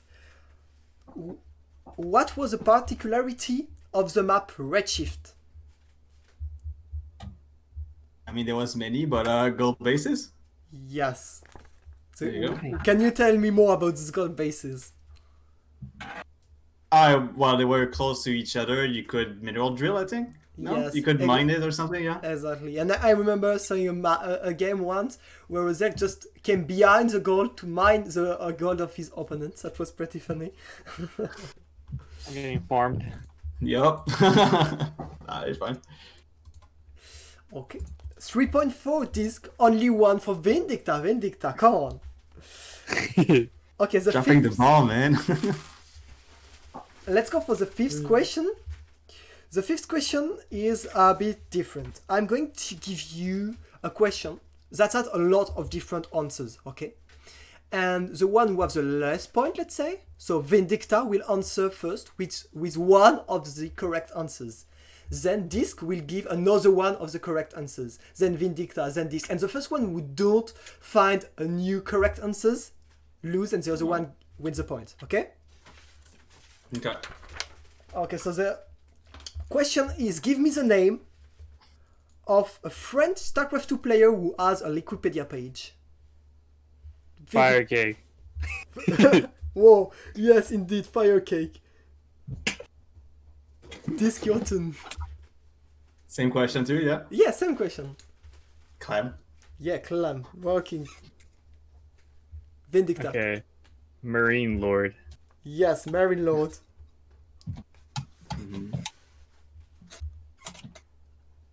My turn, I suppose. Yeah. Who's that? Go on. It's your turn. Oh, Denver. There you go. Denver, yes. Okay. Drogo. Yes, Drogo. DNS. Yes, TNS. Okay. I'm throwing out Shutdown. names now. Yeah. Yes, Shadow works too. Fuck. Hold on. I can find it. What's his face again? Arrow Fire. Yes, Arrowfire, of Yeah. course. Oh, scammed. Oh, shoot. I can't. The question Data Plus Logic is give me names of French players who have a Wikipedia page. And it's Vindicta's turn, and you're a bit low, so fast, or it's a point for this. 5, 4, 3, Under the pressure, dude. 0 point for DisK. So there were a lot more. I'm really disappointed in you guys. For example, Gyarados from. Oh my god. We had Oh, Rota, Soul Spirit. Oh, no. Soul Spirit, yeah. Uzikotti. Uzikotti is on our teammate. Yogo, Abaddon, Adel Scott. Who else you can know? Daishi, Firefox is on our team.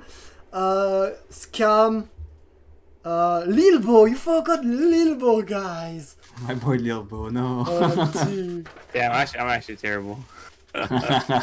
So there were a lot of them. Okay, guys, that's 4-1 for DisK.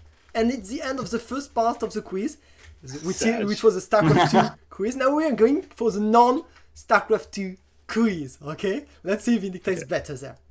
Oh boy. Okay. So, for Computer Shopper, this game was, I quote, clearly the best advanced Dungeons and Dragons game ever to grace a PC screen. So we're looking for a video game. Released in 1998, it is developed by BioWare and takes place in the Forgotten Realms. Which game is it? I wasn't even alive. I was like 3 years old. I don't know. 19? Did you say 1988? Yeah. Oh, 88. I thought you said No, 98. 98. Oh, 98? Oh, 98. Yeah. Yeah, I was 3 years old. Like fuck that. Chat, do you have it, chat? There is at least one old guy. I had this game on 5 discs because it was like, bad low storage discs, so I had 5 discs to play it. No, wait, I have no idea. No one has the answer on chat. It was based on Advanced Dungeons and Dragons, developed by BioWare.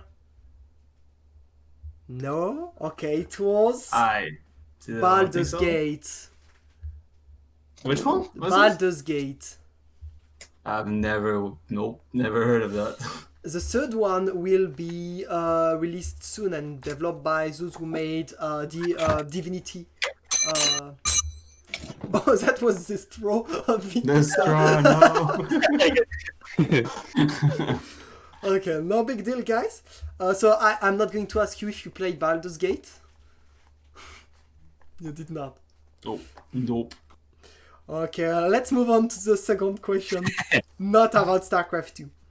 We are looking for a movie directed by Sergio Leone and starring Clint Eastwood, Lee Van Cleef, and Eli Wallach as the main characters, released in 1966. It is marketed as the third episode of the Dollars trilogy, following A Fistful of Dollars and For a Few Dollars More. Music by Ennio Morricone? No? It's probably a classic you're about to say, but I literally watch 0 movie per year, like just none. You said Clint Eastwood's in it? 1966? Yeah, Clint Eastwood, Lee Van Cleef, and Eli Wallach was like the 3 main characters, and the name of the movie depends on the 3 characters. Is it the good, the bad, and the ugly? Yes, it is the good, the bad, and the ugly.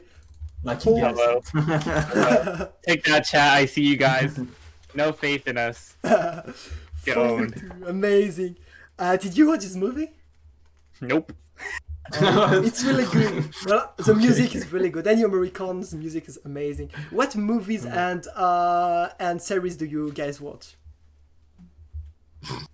I like to honestly. I'm more of a movie person. I don't really watch a lot of series.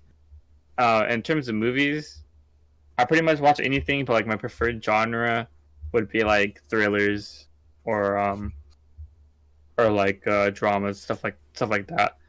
And then after that, I like all the superhero movies after that, even if they're cheesy. And I personally do. I simply legitimately do not watch like series, movie. Like it's not my thing. I don't know. I just don't. I don't watch it. It's just like I cannot just sit there and watch a movie. Like Vindicta's playing with a straw right now. Well, yeah, I cannot just imagine having like a movie without a straw. Like I cannot do that. Like I just can't. I have no interest in that really. So yeah. Well, good. It was the last movie or series question of Thank today. God. Let's go to a geography question instead. Yeah, let's go. Which country, if we accept, of course, Russia, has the highest surface area in the European continent? I feel I should know that one, but I don't. Repeat the question again, please. So if we accept Russia, which country has the highest surface area in the European continent? It's actually not an easy question. Chat, if you have it, you can of course tell it also on the chat, but Besides Russia? yes. I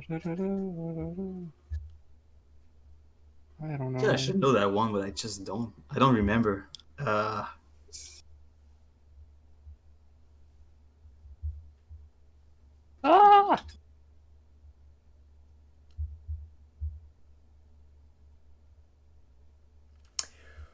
Come on, just guess, guys.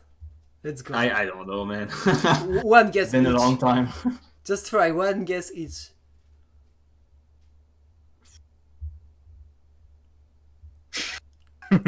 just try it, just try. I'm going to guess. I don't know. I'm picking a random country. I'm gonna say Finland. Okay, it's not Finland at all. And DisK, your answer?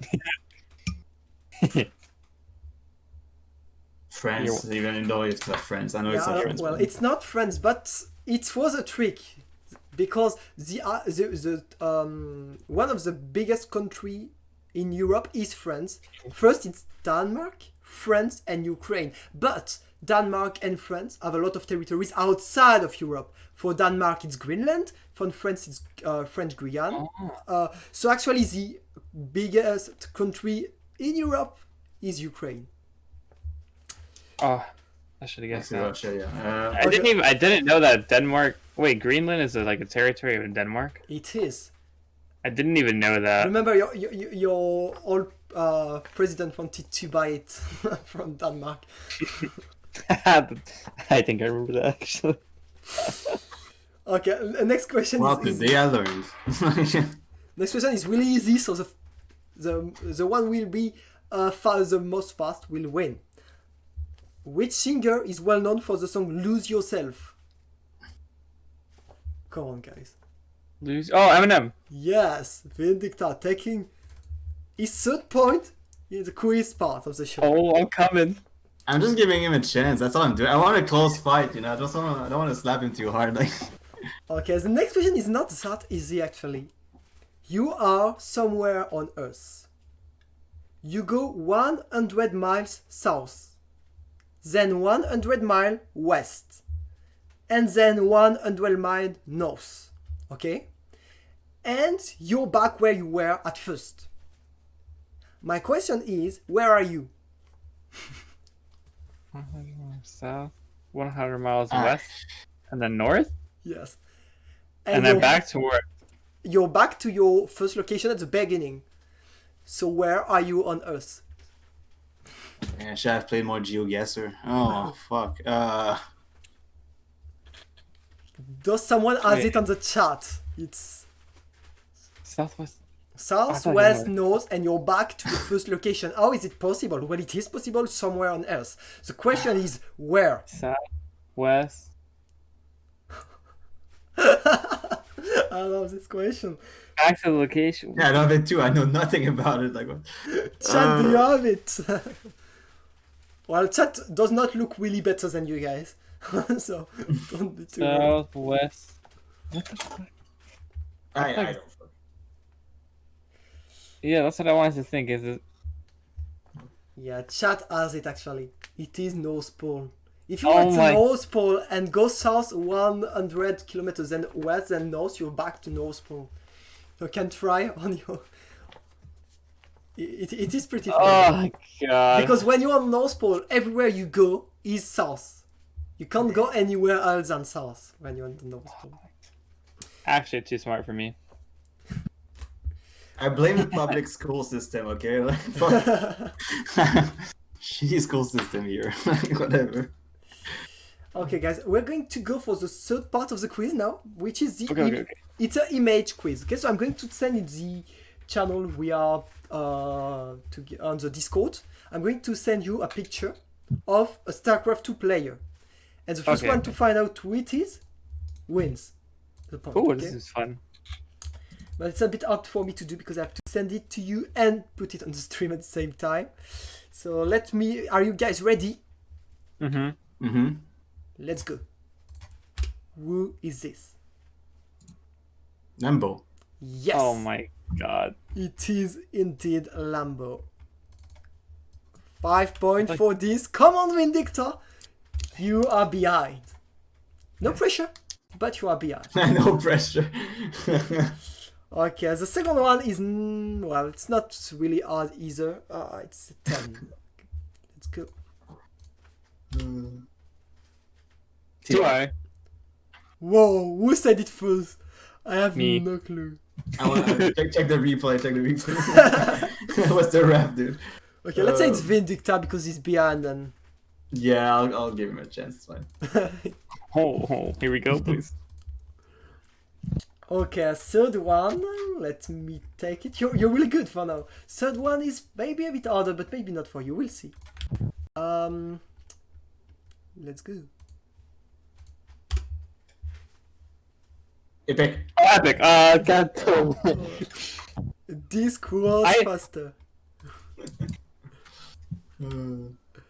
Okay, and the last one, it's not a player. It's a map. Oh, actually, no. Oh. I have a last player first. Sorry. Oh. I have a last. I have a last player. Let's go. Who is this player? PD. Hilly. DisK too fast. Hey. And this taking a 7th point. And now the Hello. map. Now the last one is a map. Ready, Yep. go. Arena. Oh my god. Yeah, we talked about it sooner. I didn't Easy. expect. I didn't expect this to happen, of course. But I wanted to tell you right now that that's going to actually to be the map you're going to play later. But I spoiled it because you talked about it. Okay, this I is mentioned it earlier, yeah. Oh, that's gonna be fun, yeah. Oh, it's gonna be nice. Damn Jeez. Okay, we have the last part of the quiz. Well, it's not really a quiz.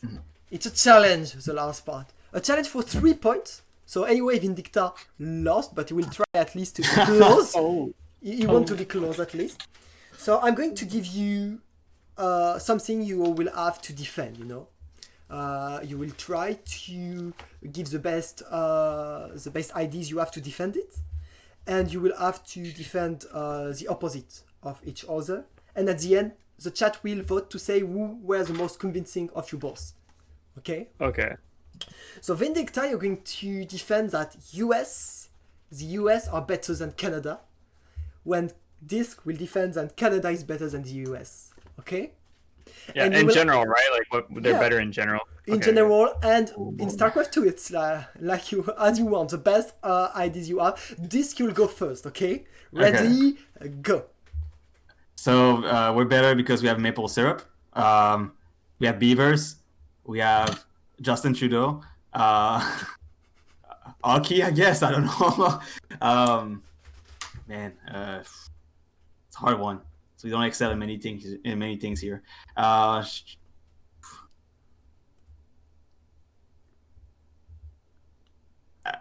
Justin Bieber? Question mark? I don't know. That's funny. I'm just like I'm running out of things. To You say can for talk about Canada, dude. StarCraft 2 if it's too hard to. I'm trying to. Wait, about StarCraft 2? Yeah, you can also if you want. What do you mean, defend Canada in StarCraft 2? Yeah, well, it's hard, I know, but try. Like, there's barely any Canadian player. It's hard to do anything. We have Scarlet. See? There you go. Who else is Canadian, man? I don't remember anyone. Uck? No, Uck was American. No. He does not even know.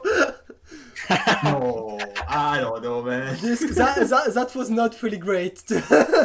I'm a poor defender of my country. Oh yeah. Vindicta's going to be your turn then.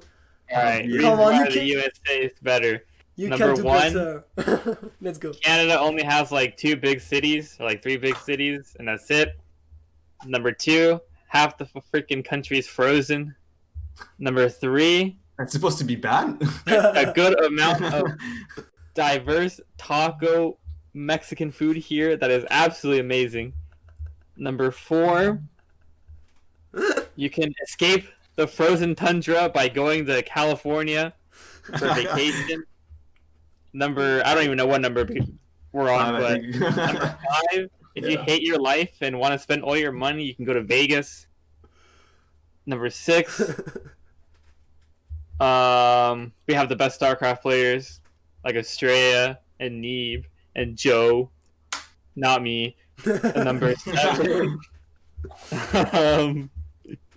you don't have to worry about free healthcare because we eat so much junk food that you're gonna die anyway, so it's okay. So might as well just live your best life. I forgot the free healthcare.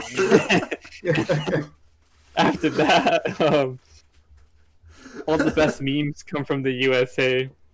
I'm running out of ideas now. Okay.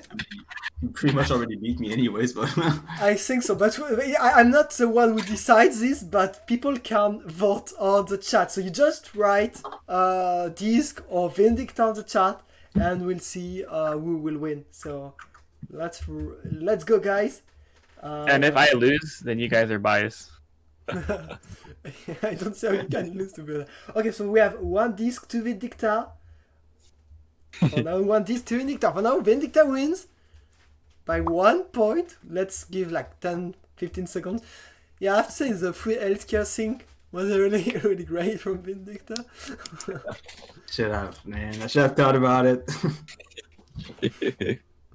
Oh. One quiz.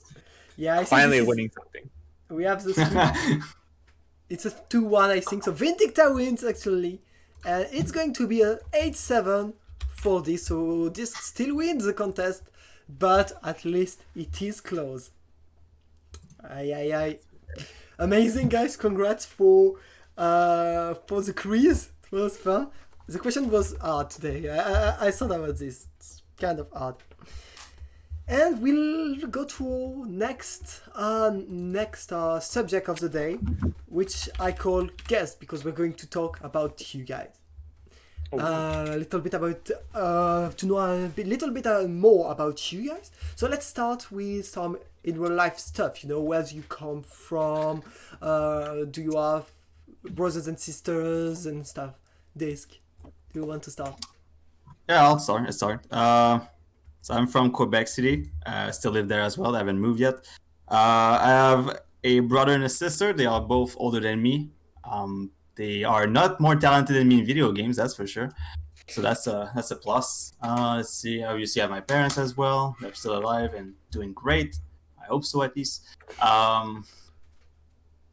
Besides that, I mean, me real life. I mean, I stream a lot.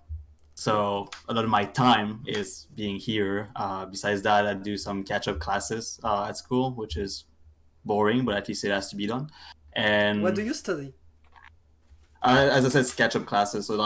So basically, just long story short, I kind of made a poor decision when I was younger, aka dropping school, and now I have like catch up to do to get back to an actual proper level of education. And so that's why I fucked up the questions earlier about the Ukraine thing. Okay, that's literally the reason why. Okay, it's fine. I'll get it right the next time.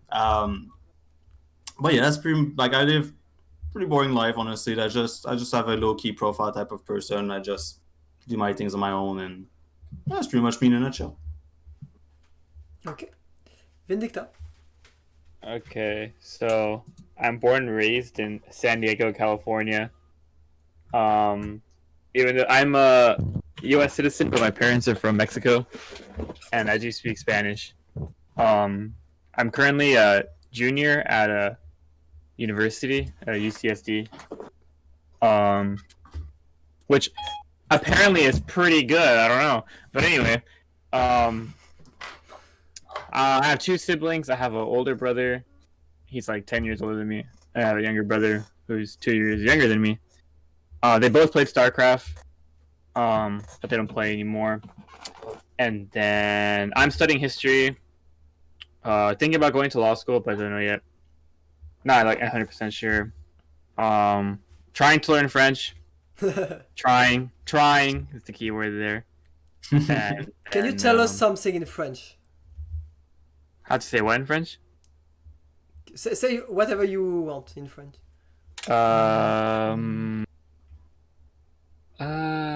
Ok. Je parle un peu le langue français parce que j'ai beaucoup d'amis français, donc je parle un peu avec ils. I don't know. Yeah. If that That's makes sense. actually pretty good. It That's is. actually really good. Like really, really good. I'm really good at reading and like understanding, but I think that part of that is because I speak Spanish. But when it comes to like speaking, my accent's really bad. I feel like so. That's the only thing. Felt okay to me. I know. Okay. So how come you're studying story but you didn't even know for Ukraine?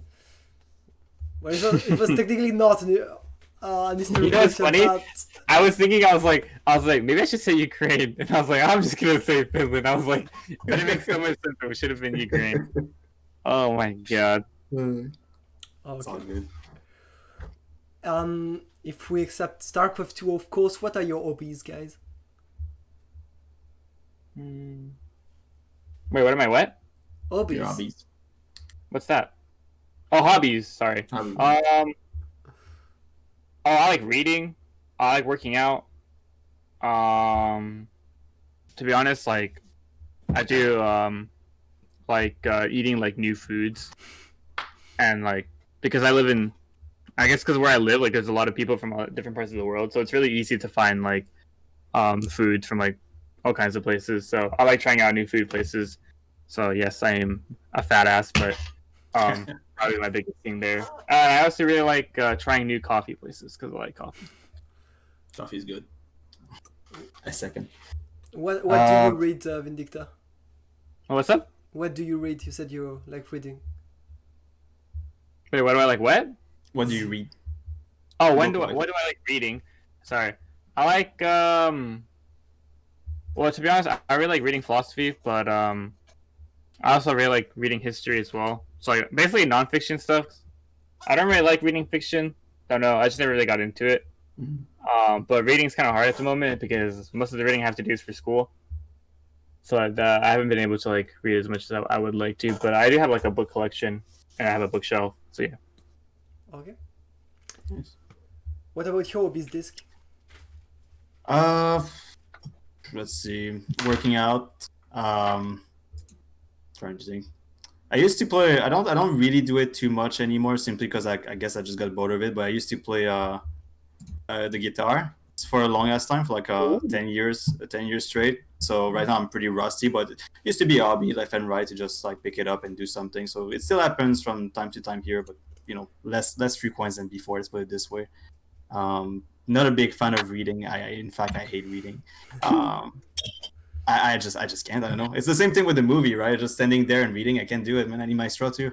And then is watching Artosis stream a hobby? Because that thing is a religion, actually. That's just such a great stream. But other than that, yeah, anything. That's pretty much it for now. Honestly, my life is pretty like I would call it like a boring normal stage. Like I do a few things on the side, and I spend obviously a lot of the class and StarCraft and streaming and everything takes a lot of my time actually. So yeah, that's pretty much what I do right now, hobby wise. So do you want to go grab your guitar right now and play something? Hell no. I legitimately I've lost quite a bit of skills in it. I was pretty decent. It wasn't really great, but I was like pretty decent. But definitely I lost I lost the touch a little bit. I must say, but it's okay. I'll get it back soon. So what if Vindicta wins the Showmatch at the end? Would you then play the guitar? Nope. Because that's not gonna happen also, so we're fine. I plan on winning. Okay. Okay. Do you remember Proxy Tempest? I hope you do. God, I hated that map. Yeah. Imagine playing Yeah. Proxy Tempest in the best of one Showmatch. Imagine proxy times on that map, except now there's batteries. Kill me. That's true. Kill me. Wasn't it Photon Overcharge before with balance too on that map? Oh my god, there was Yup. fun on it. To Oh make my- it even more busted. Oh my god. Why has Protoss had the most tilting things to ever exist in StarCraft? We're talking like Nexus Yeah. shooting stuff, pylons shooting stuff, freaking Honestly, batteries.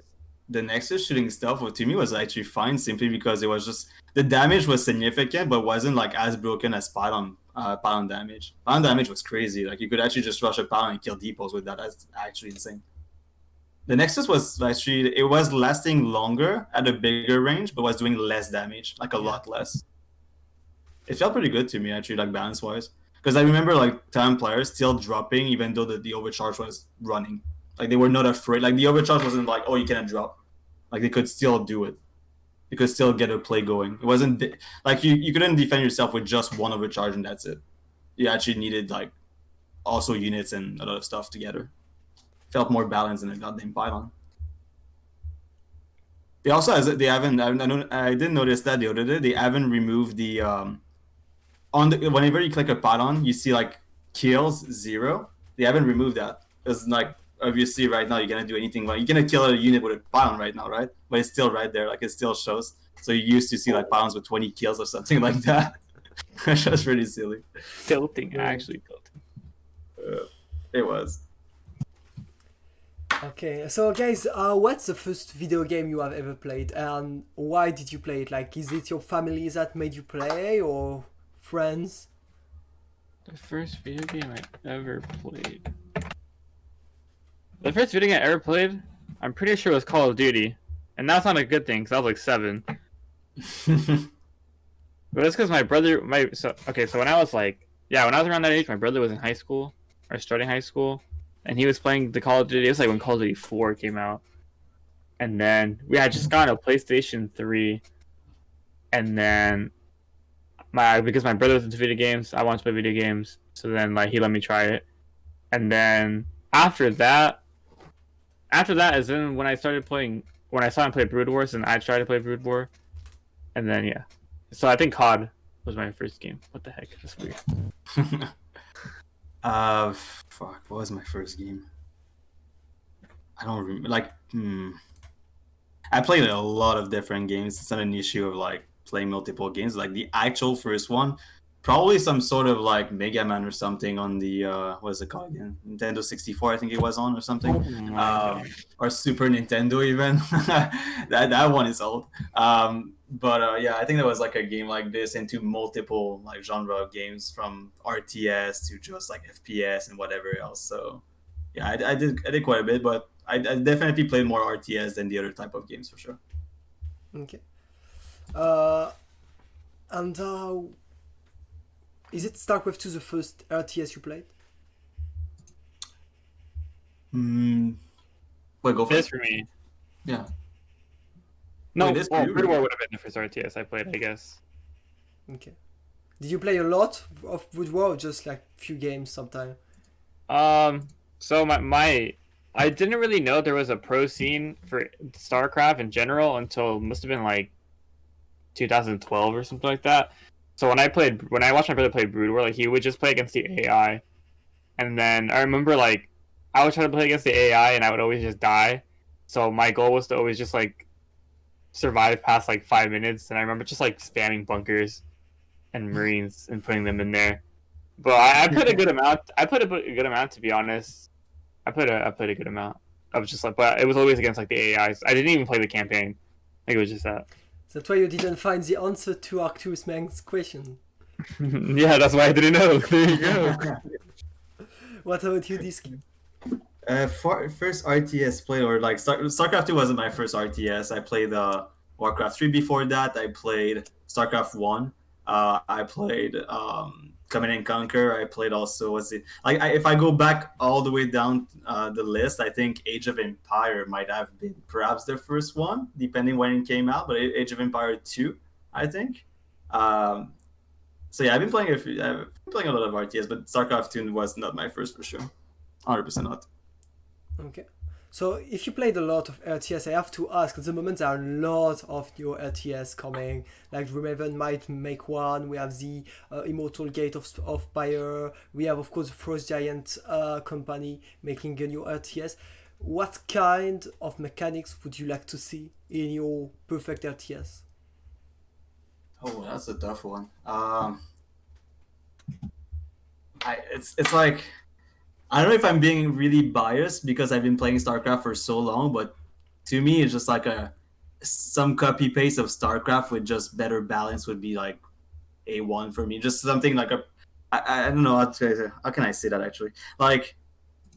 I kind of want to say I want to see a StarCraft 3 type of mechanic game. I don't want to see personally. I'm not a fan of heroes and stuff like that. The mechanic of actually Warcraft 2 having a heroes, collecting your item and fighting the guy in 20 minutes. It's not something, or fighting the guy for 20 minutes as well. It's not the actual games I enjoy or RTS wise. So I would say honestly, I kind of wanted to call it a StarCraft 3 really. It was just an actual care of the balance, because I mean right now the game, it is what it is. They don't really care about the product anymore, at least it feels that way. So we're stuck like that for a little bit at the very least. But just a company that care about their product and they are very vocal about stuff, and just like that looks a little bit like StarCraft.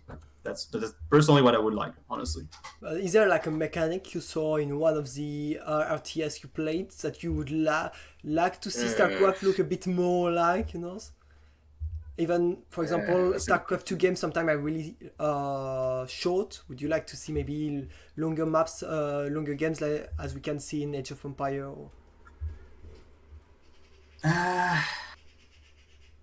Nah, I don't know. I would like face-based type of games, like again, like StarCraft 2, like everything can. So okay, I'll try to put it this way. So Age of Empire, when it lasts forever, I'm not a fan of it. But StarCraft 2 right now, sometimes like an engagement can take literally 5 seconds because 2 disruptor and that is it. It just ends the fight like that. It's just too fast almost. You barely get to enjoy it. Like you I guess you enjoy the replay, I guess. I don't know. Like a bit slower. Like I kind of want to say StarCraft 1, but not as slow as StarCraft 1, like in between the 1 and 2, if that makes sense. Like 1.5, there you go. Just a bit faster than StarCraft 1 without being too fast like StarCraft 2, because shit blowing up. Because I think that's what happened during over time with Legacy of the Void and everything. Is like the pace of the game is faster, which is nice, because starting with 12 workers, you get more quickly into the action.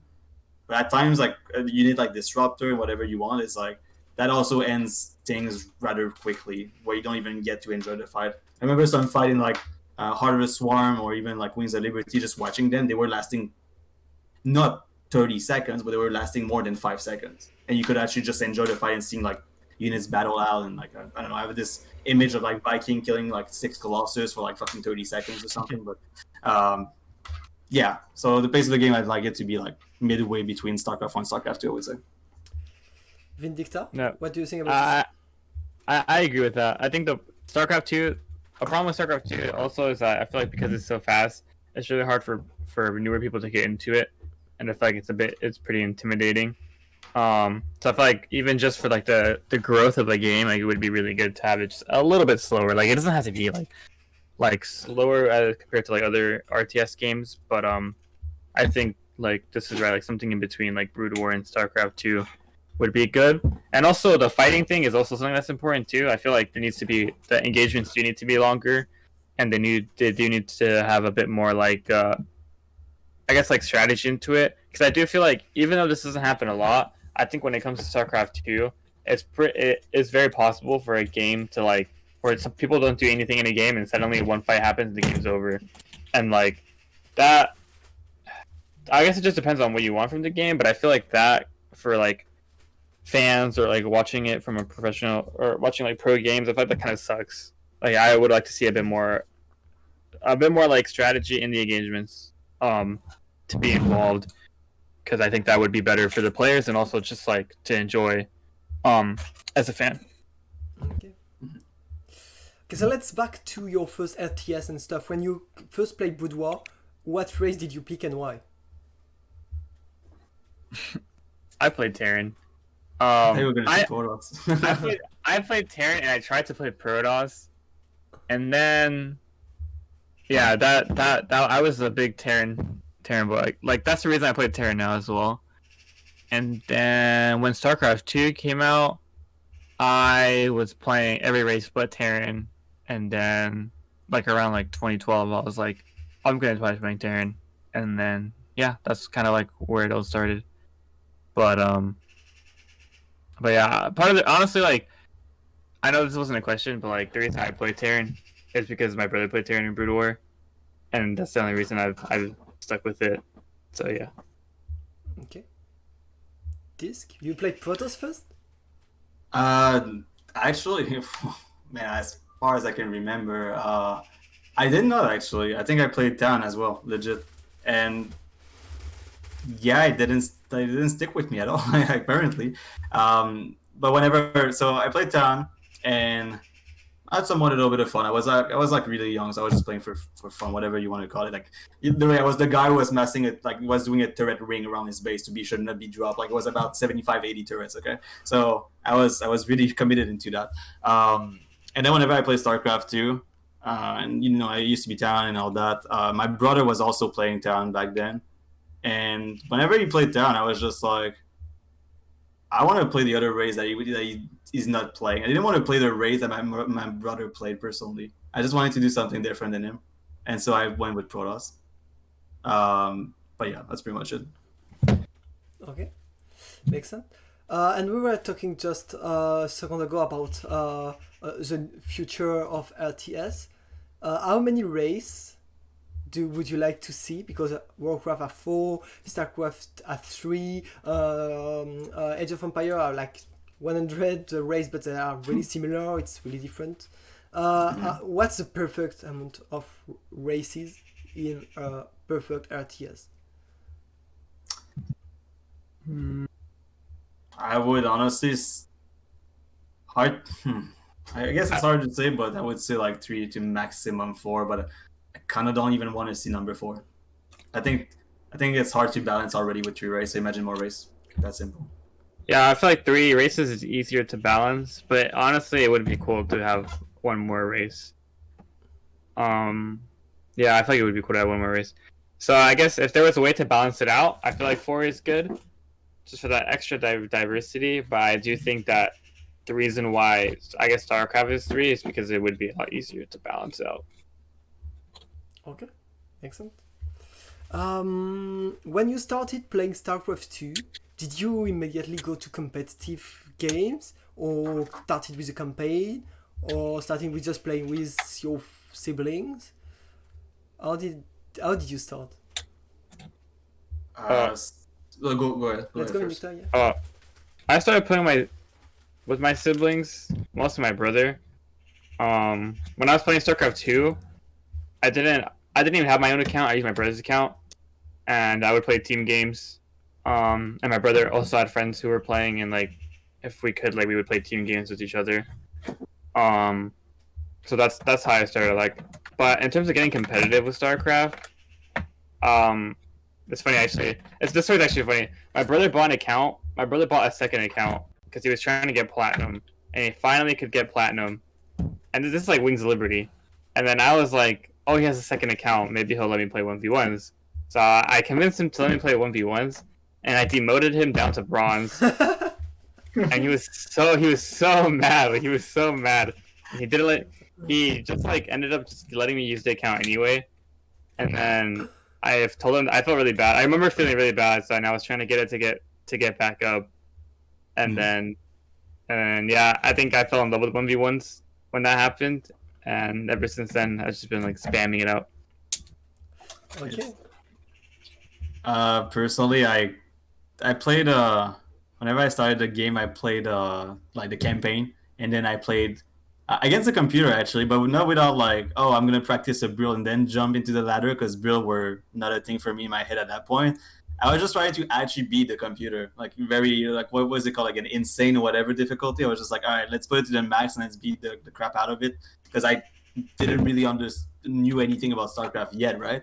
And then after that, I jumped into the ladder, and that just started from there. So yeah, that's pretty much it.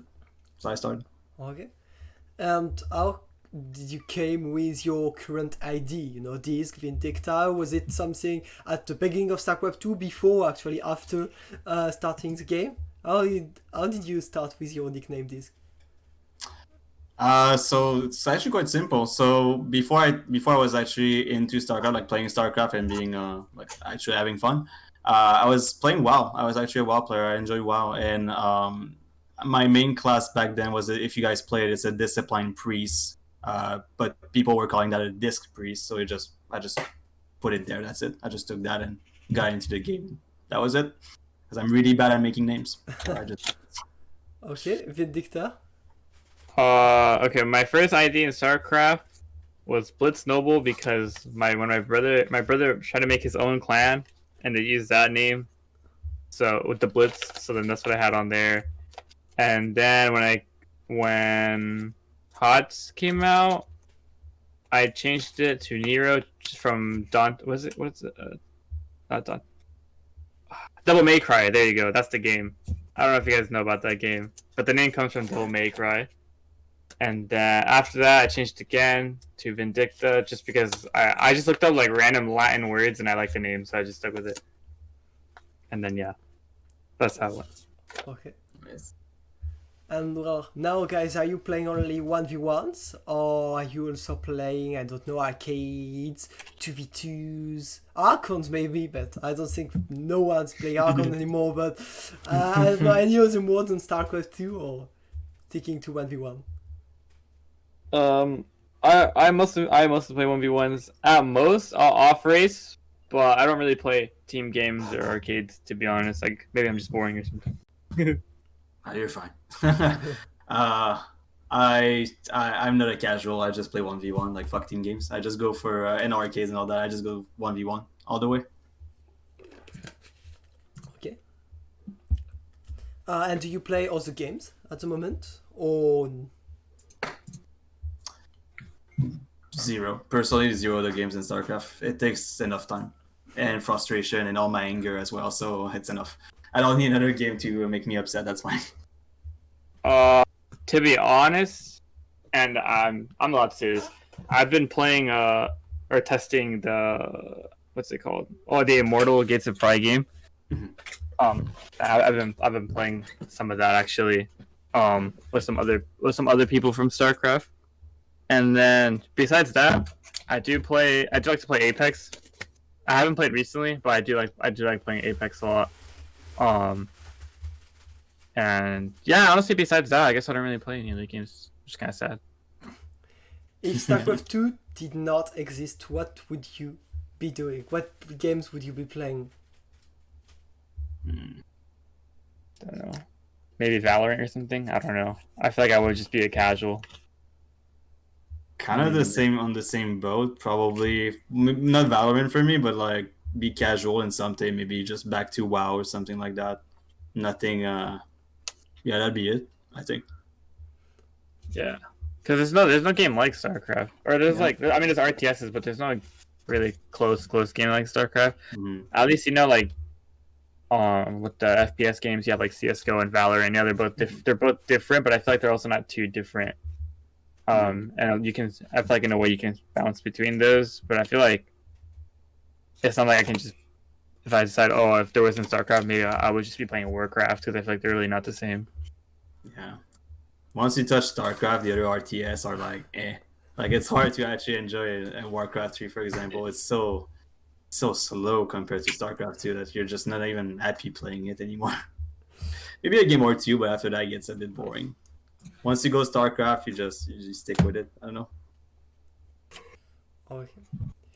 When you play ladder when you play StarCraft 2 guys, do you prefer to play ladder, custom games with practice partners, tournaments? Depends. I like playing ladder for like general practice, but like if I'm preparing for a tournament, it's definitely better to play customs. And actually, like if I'm preparing for a tournament, or like I'm practicing certain builds, I won't play as much, like, because I'm focusing on just like the execution of like a strategy.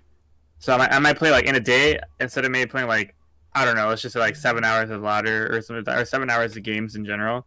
Maybe I'll only play like 4 hours, but in those 4 hours, like I'm just playing customs and like practicing a build. Like that. A bit the same way, like whenever it's a tournament or something like that, maybe something more focused, honestly, will happen, like customs. But I would say, generally speaking, I play ladder simply because it's better for stream than custom, I feel like. Because who doesn't like to see me lose to a cannon rush and minus 52 on the board, like on the screen board at the end?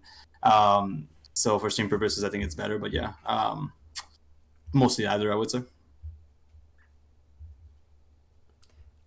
Is there a specific moment in your career, like the first GM, a specific tournament you played at, that you really remember for being really proud of what you did?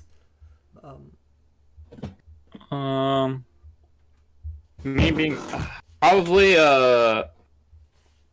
what's it WC? Yeah, I think it was still WCS, right? In 2019. It was the one that I played my group. It was like me, Silky, Neeb, or was it Neeb? I think it was Neeb, and then someone else, I forgot. But the reason why I'm proud of that one more so than anything is because I was actually sick. Like, I had strep throat. Yeah, I was really sick, and then even though I didn't feel good at all, like I tried my best and it worked out, which was really cool.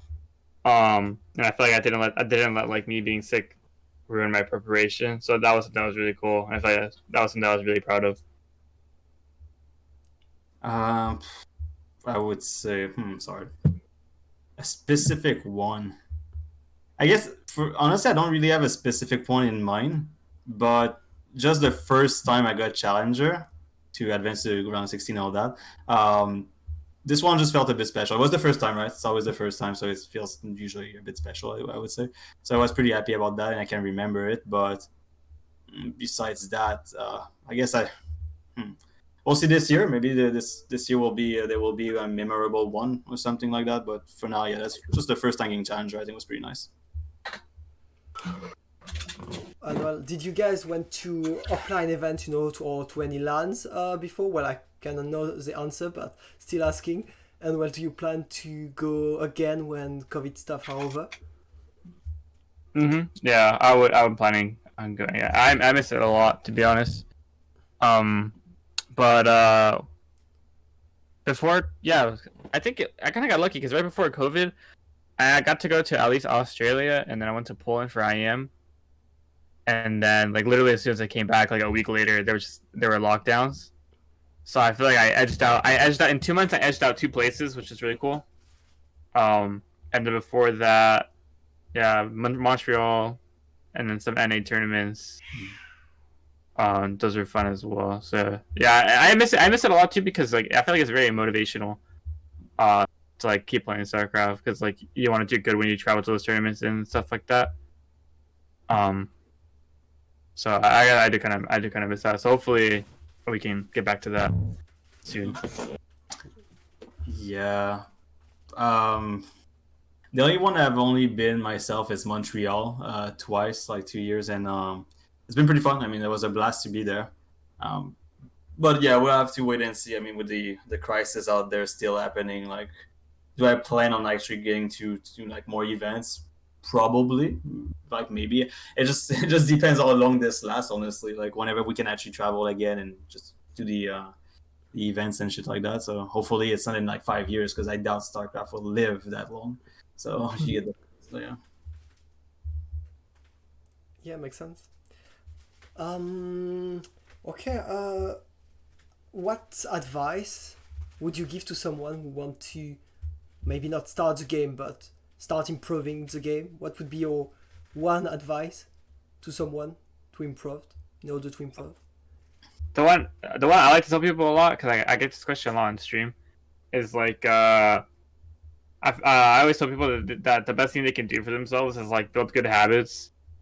So like really, if they really want to improve at StarCraft, I feel like you should invest a lot in like your macros, your mechanics, and then mostly your macro, and then like trying not to pick up any bad habits like having one army hotkey or not having control or camera location, stuff like that. So I feel like if you do your research and like set up that stuff and get used to it, I feel like you're setting yourself up for success later on.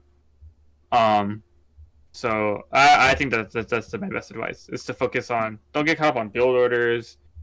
If you're really trying to like improve, like don't get caught up on build orders. Don't try to, or don't I know some people like it depends on the person. Like some people want to cheese, some people want to just like get the quick MMR gains. But if that's not what you're looking forward to either, then I wouldn't like try to rely on cheeses and stuff like that. Just be patient and really focus on your mechanics. Mm-hmm. Yeah, a little bit like he said, honestly. I think the basics is very, very important. So anything that is macro heavy will be rewarding over time, I think, because to me, that's the hardest thing in the game.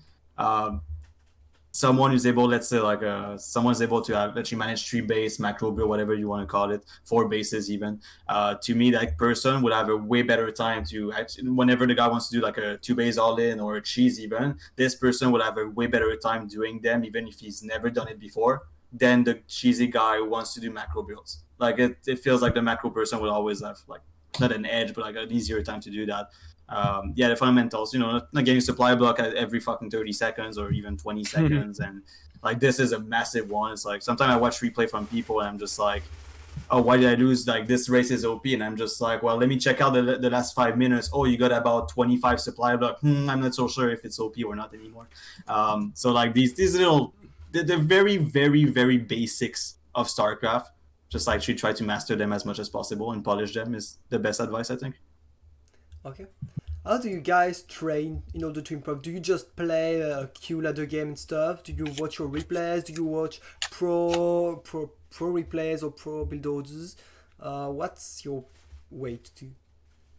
What usually I'll do is I'll watch if there's like games that are interesting or like some good results or like maybe someone just being new. I always watch those first, and then whatever I can get from those, if there's like maybe like a build that I saw that I want to start doing now or something like that, I'll put it into practice. And then practice is mostly just grinding out those builds, those strats, and then making sure your mechanics are on point and stuff like that. But for tournament practice, then it's obviously a little bit different. There's more like creative stuff, like you're thinking about strategies. It's more of like theory crafting and less playing. But yeah, in general though, just like playing some ladder games, maybe some customs, some cups. But the biggest thing is just like keeping up with the meta and like seeing what's changing, not just for Terran, but like for the other races too, so that I can know what to expect and stuff like that. Because obviously, like they're also trying to think of like new builds and stuff like that. Yeah, ladder can, well, I don't want to say ladder can help, but you find a lot of different people with different goals and builds on ladders, so it can prepare you from the most cheesy stuff to the most macro stuff. If you're able to queue again on EU server against the top tier EU people, it's definitely good practice. Even if it's just a ladder game, these guys are just very, very, very good. For tournaments, as you said, definitely custom games will be better because you're thinking about strategy and not just like, you're coming up with something special, not just a random build you're doing. But I think also keeping track of the meta is really important. So watching any big tournaments is very helpful. Watching GSL, IEM, DreamHack, anything really. Trying to replicate builds as well is important. Like replicate, but also mix it up from cheesy stuff to macro stuff. And so I just watch I watch a ton of VODs of whatever I can get my hands on, and I just try to replicate the build myself to learn it, to then practice it randomly on the ladder against someone and just work it out and find the different outcomes and whatever you can optimize on the build. But yeah, also keeping track, as you said, to what the other players are doing. Even if you don't play the race and if you don't really care about Zerg players, for example, it's still good to know what they are up to nowadays. Like, it's very important because otherwise you're probably going to lose a lot because you just don't know what you're facing at all every single time. So it's important to pay attention to these details as well, I think. Okay, makes sense. Last question I want to ask you before we jump to your project for 2021 and just the future for you. You guys both are in teams right now. I wanted to ask: that something that helped you? Did you since when did you join a real team, and how is it helping you? Well, I feel like it depends on the team you're on, but like, for example, at least for Alpha X, like, I feel like part of the reason I was able to improve a lot was just because, like, I actually had help, like, whether it was, like, coaching or, like, access to replays, or hooking it up with, like, practice partners or stuff like that. Like, I feel like the team was, like, actively trying to help and, like, partake and stuff like that. So I feel like when it comes to teams, it's pretty beneficial if they can help you with that simple kind of stuff, because it's really not too hard as well. And I feel like it makes it so that I can worry less about that kind of stuff and more on like just playing the game, which I feel like is the point of being on a team. But yeah. It's definitely the point of being on a team, just having teammates who any question, anything, you're just like, man, this thing is broken, what do I do against it? And actually having teammates to work with is really nice. It depends on the team, as you mentioned as well, because some teams, like I'm gonna say I'm on route, and it depends. I guess it depends about the activity of the team, like activity, aka like the roster, like people actually actively playing the game or something. I feel for my own case, I'm kind of in my corner a little bit. Like I just do my things and that's it. So it's like a bit different for me. People like it that sometimes as well. But yeah, the team can bring a lot to a player. I would say yes. Depends what the player is looking for, if anything, as well. So. Okay. Okay, so let's switch to our last subject before Showmatch, of course. Let's talk about this year and what are your plans in the future. So first of all, how are you feeling at the moment of your level, and how do you prepare for the first EPT event of the year, which will be like soon in a month or so? So I feel like I'm doing pretty good right now. I feel like I'm not like, obviously like I wouldn't be at like where I want to be, but I feel like I'm just missing a little bit more to like really start picking up. So, and I feel like there's still a good amount of time, or like a decent amount of time before the next tournament. So I think that I do have enough time to like fix a few things and then feel pretty confident about like getting a good result. And then in terms of results, like I'm not expecting anything. I'm not like, gonna set up any like crazy expectations for myself or like to people, but I do at least want to get like one playoff for the EPT. And then maybe like for other tournaments, like third-party tournaments, have like a good like qualifier run or something like that. Just beat some good people and even not think too much about like specific tournament placement and just be like like at least I can say like I've taken series or won games against X players here and there, and that's really good. And a part of that expectation is just the fact that like I'm still a student and I'm a full-time student, so I feel like it's kind of unreasonable for myself to be like expect like crazy results when in reality like I'm not going to be able to practice as much as other people. So yeah, I have to make do with like what I have. Yeah, makes sense. I have just a question. I saw on your Twitter that you said you were kind of unhappy of your year in 2020, even if you actually had decent results in EPT tournaments, as we said earlier, that top 12 or at one of the events. So what made you say this, that you were not happy of 2020? Compared to like 2019, I feel like a part of it was that because I did good in 2019, I kind of felt like the natural line of progression was to just start to do better in the next year. But then obviously like that wasn't the case. And in a way I feel like I kind of went a few steps backwards. So now with this year I'm trying to really like push in. I wouldn't say like that 2019 me was like better than current me, because I honestly feel like that I am better at the moment than I was then. But I think to just I guess feel more confident when I play and manage everything a lot better than I did in 2020. So that's why I posted that. And also like it's kind of like how do I say it? Like it puts me in a place. I forgot what there's a word for it, like a saying for it, I forgot what it's called. But it's kind of like I'm putting it out there to make myself responsible for it. Like I want people to see that, and I want to like have it up there to remind myself that like this is like a goal I'm trying to reach. Because obviously sometimes like you get unmotivated and stuff like that. So I want to have like that reminder there. But, yeah. Okay. DisK, what about you? How do you feel at the moment? What are your plans for the EPT events and other events actually? If there are other aims you have. So I'm feeling pretty good about my gameplay lately. I think I've improved, and because I'm able to have like better like on you like whenever I play like I don't know, Euro Marine and Knee that pops up or Showtime, whatever. I still struggle against them quite a bit, let's face it, but I feel like the games are getting closer and closer than before, and that is a good sign to me at least. So over time hopefully it gets just better and better, but I feel pretty confident for this year, for the DreamHack incoming and everything. So I'm feeling pretty happy about that.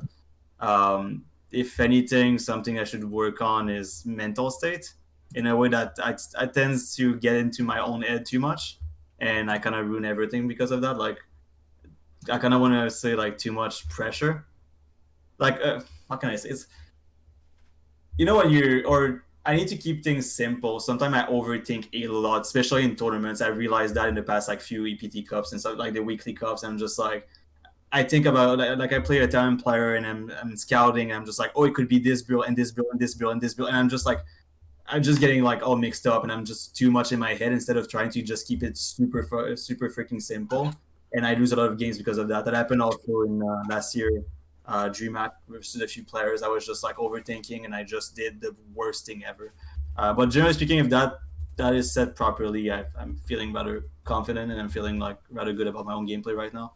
I definitely think I improve, and hopefully I improve even more. But yeah, so looking for a good year. I'll hopefully get a good year. Okay. Okay. Oh yeah. I forgot to ask about your matchups. You know, DisK said your TVP was your PVT was really good, but what about the other matchups? How do you feel in each matchup, guys? Yeah. So like I said earlier, TVP, I'm not too great at. TVT and TVZ, those are tough because, funny enough, like TVP, I feel like is my worst matchup. At the same time, I play it the most. And if I'm not playing enough on EU, for example, I won't hit as many Zergs or get as much TVZ practice as I would like.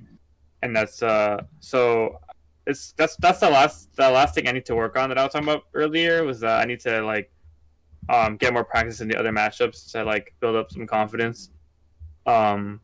Because yeah, if I don't either get customs or play on other servers, I really get low amount of like TVZ games and TVT games. So right now I would say like I feel pretty good just from like the people that I'm beating now, but I would still like to get some more practice in for those matchups so that I can be more well-rounded for the tournaments.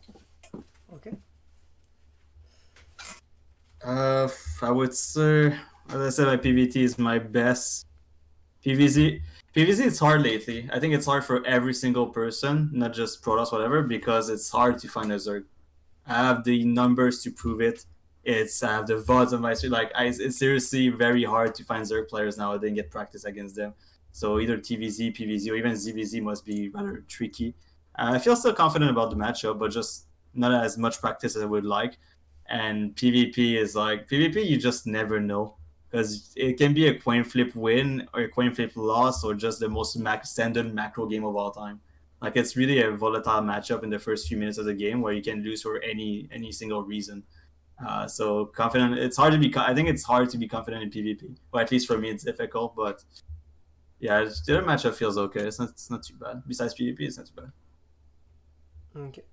So I have a question from the chat. You might have seen it. So you are both top 20, 30 according to Aligulac, Terran Protoss. What separates you from the top 10 Terran or Protoss? I think Go for it. you know it's funny because people like that's actually a valid response, and you might be like, "What's raw? Like, what is raw talent? Like, what is it? Like, what do you? Like, how does someone get that?" And I feel like there's so many, and not just in like StarCraft, but in sports in general. There's just those like top specific people that are just incredibly like good. Whether it's like they just have like the intuition of like knowing what to do and stuff like that. Like I feel like that's the kind of thing that separates me or some other people from the top is that. And I think a lot of that intuition that people have just comes from the experience from playing a lot and stuff like that, or just like stuff that maybe they've learned from other people. So I feel like as long as I keep practicing, maybe get some advice from other people, other players specifically, stuff like that, I can get better at trusting like my intuition and whatnot. But yeah, it's a raw talent. I feel like it's definitely a valid. I was almost joking with it, but it's actually true. Response. Like those people, like those, your Clems, your Mars, etc. Like obviously there's things that you can talk about that they're really good at, which is like the control or the execution of the build and stuff like that. But there's that little bit of StarCraft where you have to trust your gut and be like, okay, I really think my opponent is going to do this or that, or like see something that's even slightly off and be able to react to it and know like what might be happening, like that kind of stuff. Like that's really what separates us as well. So yeah, I think there's like it does separates us from them, but I think it's not like it's not like a barrier or a wall that you simply cannot like go through. I think if you hard work will pay off every single time. If you even if they're like just raw talent, they're let's say gifted more than us or something like that. If you work hard enough, you can get the job done too, or at least you can maybe not maybe not higher than them or something, but closer to them at the very least, something like that. Like if you actually because these guys work. Like if you take Clem as an example, these guys work hard. They are what they are right now because they worked really freaking hard to get it too. They are really talented. They're very good, but he's a lot of time and a lot of hard work as well behind it. That's what That's how he got there. So I think everybody can do that too, to some extent. Okay. How much do you play each week? In a Too week. much. Let's see. So probably at least I'll probably play like 5 hours. I probably play like 35 hours a week, maybe. Yeah, around so, and that includes like off race and stuff like that. I'm trying to pick it up right now because again we have tournaments coming up and there's like some last minute stuff I need to fix up. But again, like because I have school, I can't play as much as I would like to. But yeah, like 35, maybe close to 40 hours a week. And it's funny because it's not like 5 hours every day, like 8 hours every day. Like sometimes it's like more in one day and less than the other day, stuff like that. It just depends on how I feel. Or like if I'm tilted out of my mind, something like that. And I always try to have at least one day off. So yeah. Okay. I think I play, probably around that number too. I kind of want to say because I basically when I stream I play, right. This is my time. I don't really play off stream because I'm usually just burned out already. I'm like, okay, I don't want to hear about StarCraft for the next 24 hours at least. So I would probably go around this number, like 35 to like 40 a week, 40 hours a week, something like that. And you play everything on stream? Yep, every single thing, unless the I'll say So unless there's a tournament and I can obviously practice a little bit more off stream and try to hide stuff, obviously. But other than that, yeah, everything is on stream usually. I don't play off stream anymore. It's not a thing. It happens once every 5 months or something. Like seriously, I just don't play off stream too much. Doesn't happen. Yeah, I know a lot of players started to stream. Some of my players in Alpha X started to stream and just stopped because they feel they play really worst when they stream. Yeah. Do you feel the same too? Yeah, Absolutely. Yeah, you play worse than you stream. 10 times worse. Okay, I don't know about 10 times, but you definitely play worse, yeah. Okay. And even if it's like this is the funny part to me, is like obviously if you chat, you look up your chat and you just start talking, you're gonna play bad. It's just obvious, right? But even when let's say like you close chat, you don't see the only thing you see is your monitor that has StarCraft on it and nothing else, you're still gonna play bad. Because in the back of your mind, even if you're not thinking about it like because you're thinking about the game, you still know you have a mic in front of you. You still know you have a cam looking at you. You still know it's going on in the background. So you don't have your 100% fully into StarCraft, even if you cause any sort of distraction around. And is that the same when you play tournaments and you're casted, or is it different? Wait, sorry, what's the question, sorry? Is it different, or is it the same when you're getting casted? It's different. I feel like it's different. Maybe some people like when it comes to having the camera on now for the EPT tournaments, like that might be something that affects them. But like getting casted, you just get used to it. Like some people, they get like maybe performance anxiety, like they're nervous about playing worse on stream, which makes them play worse on stream. But for me, like the biggest thing that helped me with that was just getting used to playing games on stream. And now like it's just like any other game. Just feeling like just feels like you're playing a ladder game and being comfortable. But yeah, when it comes to like streaming though, definitely like even if you didn't see the chat, even if you didn't have your monitor on, like you're streaming and it's just like this little thing in the back of your head.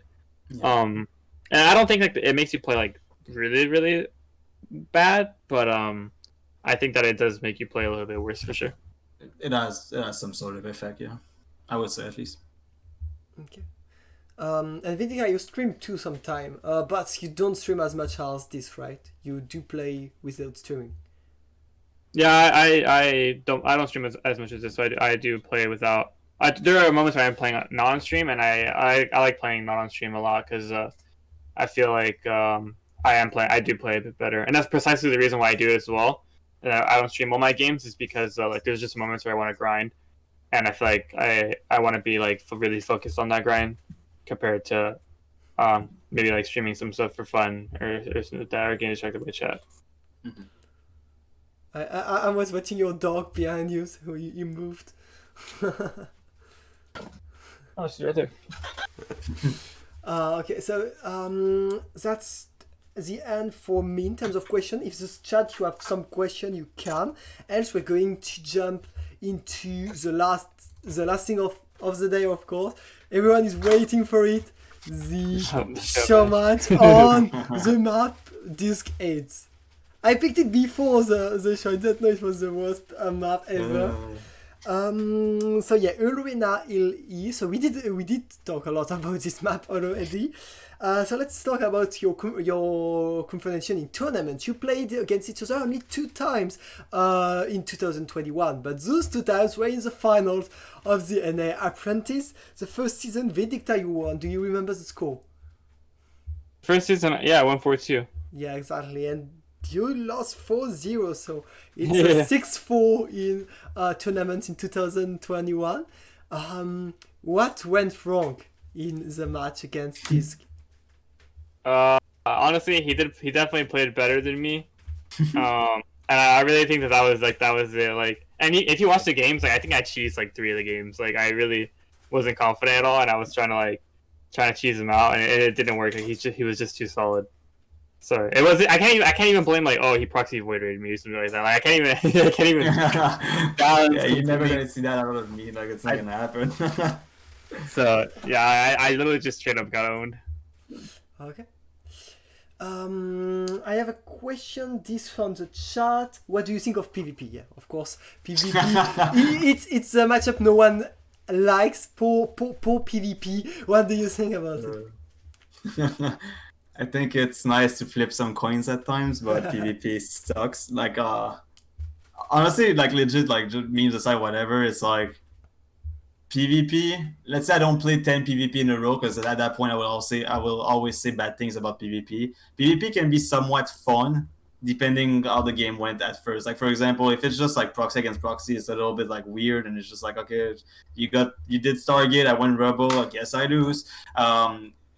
So that phase is really annoying with PvP. A standard PvP can be somewhat fun, but not too standard, because otherwise it's like 2-person macroing for 15 minutes and nothing happens, so it's a little bit boring. Some PvPs, like I like to say like the Korean PvP, like when you watch Parting versus Zaun, Parting versus Zez versus Trap, whatever Protoss you want, they usually play very aggressive. I'm not talking about proxies, because they do proxy, but just like a lot of aggressive timing attacks left and right, and very late forge. Because you see a lot of, like, I feel like the EU people, they do that a lot, where they just macro up like Twilight Forge, there you go, open 3 base and go like that. And the Koreans are really, really aggressive, like really in their face, and that's really fun to watch, because like it's a lot of action right away. So it depends about what the players want to do, I would say, because PvP can be fun, but can also be very coin flippy, annoying, and boring. So it has a mixture of everything, I guess. From a non-Protoss point of view, Vindicta, what do you think of PvP? As a viewer, I mean, given that you don't play Protoss. To be honest, it's pretty fun to watch, but at the same time, I don't have to deal with the frustrations of like knowing that it doesn't make sense, because it already doesn't make any sense to me to begin with, because I don't really play PvP. So I just kind of watch, and I'm just like, oh, that looks pretty fun. Like when they were building, they were low ground walling, and then people were spamming batteries outside the low ground wall off with like stalkers. Like that stuff is just funny to me, and it's just like I can laugh because I don't have to deal with it. Yeah, there's no pain inside, because again, I don't got to deal with it. It's pretty funny. So yeah, I don't really I don't really mind PvP, like watching it or anything like that. Mm-hmm. Okay, guys, are you logged into StarCraft 2 so we can go into the match? Okay, amazing. Mm-hmm. I should have at least here. Vindicta, I have you in my contact list. Maybe you have DisK. Yeah. Okay. Can you invite him then? Amazing. So Ulrana, we heard what you think about it, DisK. What do you think, Vindicta, about this map? I'm not excited. I feel like I am actually gonna get cheats or something. Who knows? I'm looking to play a fun one. Let's just say that. Yeah. Tempest, am I right? I don't know. We'll see. See how I feel. Observer Plus. Is that a new mod? It's on Team Liquid 5. Yeah, the Team Liquid tournament. TSL 5. okay. Uh-huh. It's a new mod. It's like WCS Game Art with few other things, but. Pong. Okay, guys. Well, are you ready? Mm-hmm. Yeah. Okay. Let's do it. Amazing. Let's go. I need to change the overlay too, so people can see the game. Okay, I forgot to.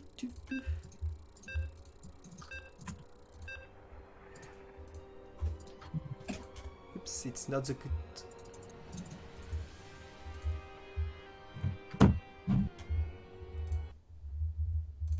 Uh-oh.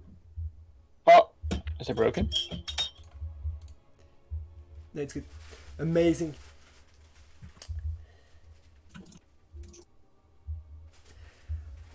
Okay, well, good luck, guys, on Unreal, really old map. I remember an amazing... I picked this map because once Clem made the most beautiful move ever with his tanky vac, and at this time he was 12 years old. Well, he looked 12 years old, he was 14 maybe.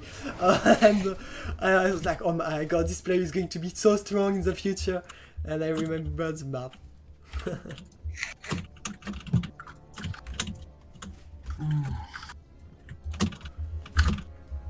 Okay, they don't hear me anymore, guys, on the stream, so I can talk a little bit with you.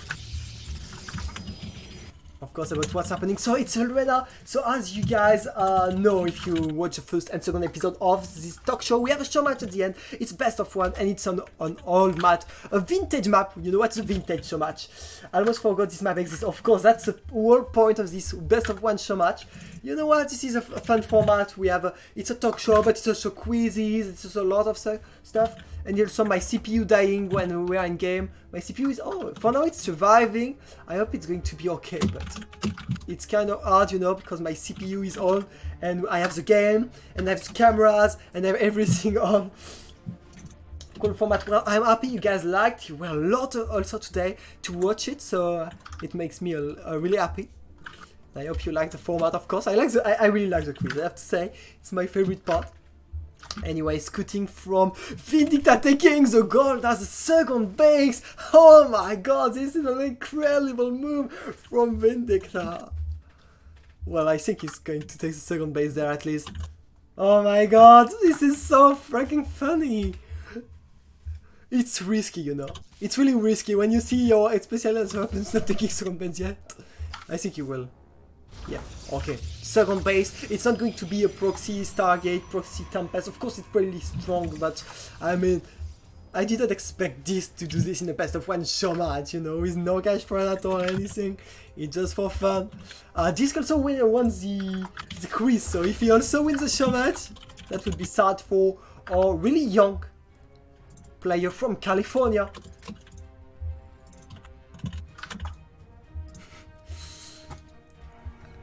This does not see a second base from his opponent. He's just like, what? No second base? Where is it? It is here, of course, on the gold base. Is there also other gold base on the arena? There are not. But yeah, it's a really, really weird map. There is also, there is a gold base on the island. Who would take this base? For those who were not there a bit earlier, we talked about map pools at the beginning of the show, but I have to say, from a viewer perspective, of course it's really different from player's point of view, but I really like weird maps, you know, original maps with island everywhere, with some doodads everywhere, because it makes games really different. And I like the island things, for example. Of course players hate it, but... Are you from Quebec? No, I'm from France. DisK is from Quebec, I'm from France. You should be able to recognize from my amazing accent, of course, and my amazing English. So you hear Vindicta keyboards behind, but I'm not muting him because if he's just not happy at some point and speaks can be really funny.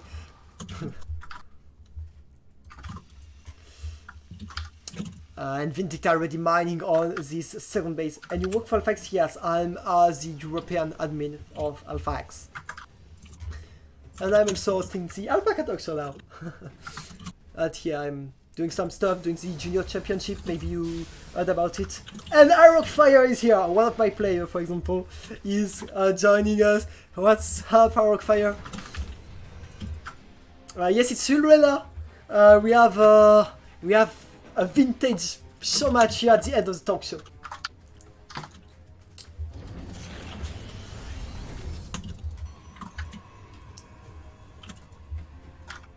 And thanks for the follow, everyone. Of course, I didn't interact a lot with the chat when I was interviewing the guest. Of course, it makes sense, but now I'm alone. I can't. Thanks, everyone, especially the last ones. Ogrol, Matteo Ab, and I Brown. I really hard nickname to spell, to pronounce, I mean. Anyway, Vindicta going to bio with 5 Braxes already as his third base. It took, I remind you guys, the gold base as second base. Oh my god, this kid's in so much troubles.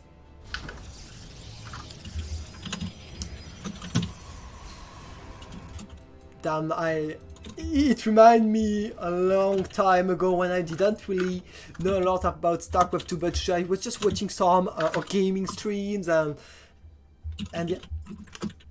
And now I'm I'm casting this Vindicta, this map, well casting. Not a lot happening for now. We are starting Colossi for this one, by the way. So yeah, Robo first. Makes sense. No factory yet. It's a real late factory. Vindicta completely trolling, of course. 5 racks, no factory, +1 being finished. And not even a big push incoming, actually, because given that it's a really early third base, it's not a big army from Vindicta. Who do you guys think will be the winner? I think Vindicta is in a really great position. The third base of DisK is so late compared to Vindicta's, and of course it makes sense. I mean, I don't think DisK has understood anything. It does not know there is a base here, and the first fight is taken, but one force field destroying half of the army of Vindicta. Yes, this map is so weird. You just can't take the fight there. And reminder, guys, when this map was on the map pool, Terran had Tankivac. It's not the case anymore. It's a terrible map for Terrans. Well, they can drop, I mean. But here, you just can't go when there are Colossi. You just can't. There is nothing else to say. You can't even try. Well, now I don't think this army from this can really go there. There is a bunker already, a lot of Marauders on this army. No starport yet. Well, the starport is just finished, but medivacks are really late because of the really weird build from Vindicta. A lot of stalkers trying to destroy the bunker. It's a great pick. Sorry guys, but I don't think it's enough. He forgot how to play this map and forgot there were gold. Yeah, I mean, of course he forgot, mate. But the funniest thing is I picked the map before the show, but during the show I asked them what were the map ever they hate the most, and DisK answered it was Arena. And when he said that, I was like, dead, because it was so funny to resist. Okay, 2 more Marauders being destroyed. I actually think now this can just A-click army, but oh my god, trying to surround with a double medivacs, it's nice, but a lot of force field.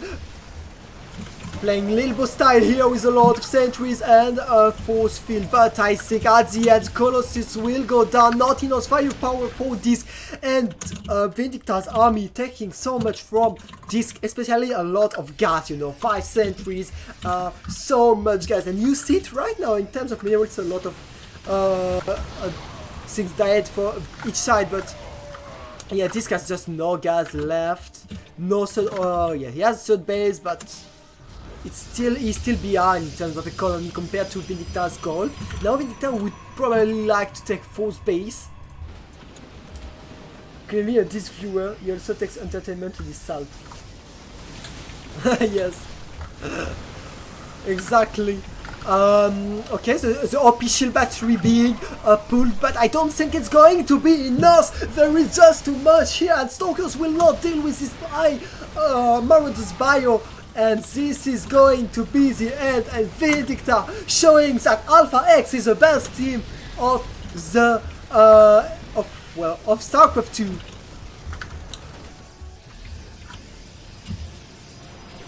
And this is going to be the end of the show match. I think so. I do not see how this could take this one, and he should be forced soon to tap out. 2012 props have gone down. One Colossus to save them all. One Colossus to hold the door. But can you really hold the door with 2 tanks already? Marauders, Marines. And even if he does, I mean, there is only 2 bases left. No prob, no economy, nothing for DisK, and that's probably going to end soon. Tanks dealing a lot of damage. The shield batteries are almost empty, even if there were 4 of them. And I think DisK will soon leave the game. Yeah, this is final fight. Steam has been started. Steam A click. This is Sterile Macro. Steam A click. And this is the end. 2 calls I left, but that's it. Shield battery overcharge have been finished. And this is going to be the end. DisK is trying to hold, but it's not going to do the trick. One Colossus is going down. He's actually doing a great job. How many kills does this Colossus have?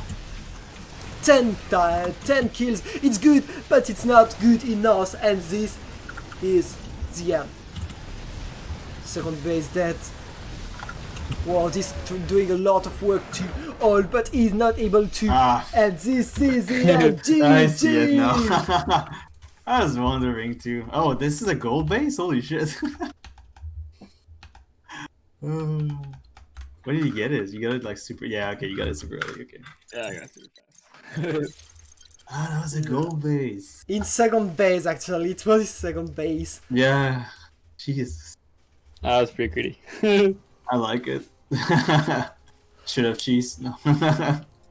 Yeah, well, Vindicta winning this one, and coming back from the 4-0 he lost the last. Thanks. I really needed this dub for the ego. I'm glad I could contribute. How confident are you, Vindicta, in your next NA Apprentice season? I'm gonna say more confident than the last one, but don't expect too much. So you guys made the finals 2 times in a row. Who do you think is the most likely to forbid you to take another DisK against Vindicta finals? Billy. Pili, okay. And what about you, DisK? Any sort of PvP, I guess. I don't know. I don't know, man. Who's likely to do that? PLE 2, I guess. There you go. Okay. Well, we'll see, of course. This is going to be the end of our 3 hours show.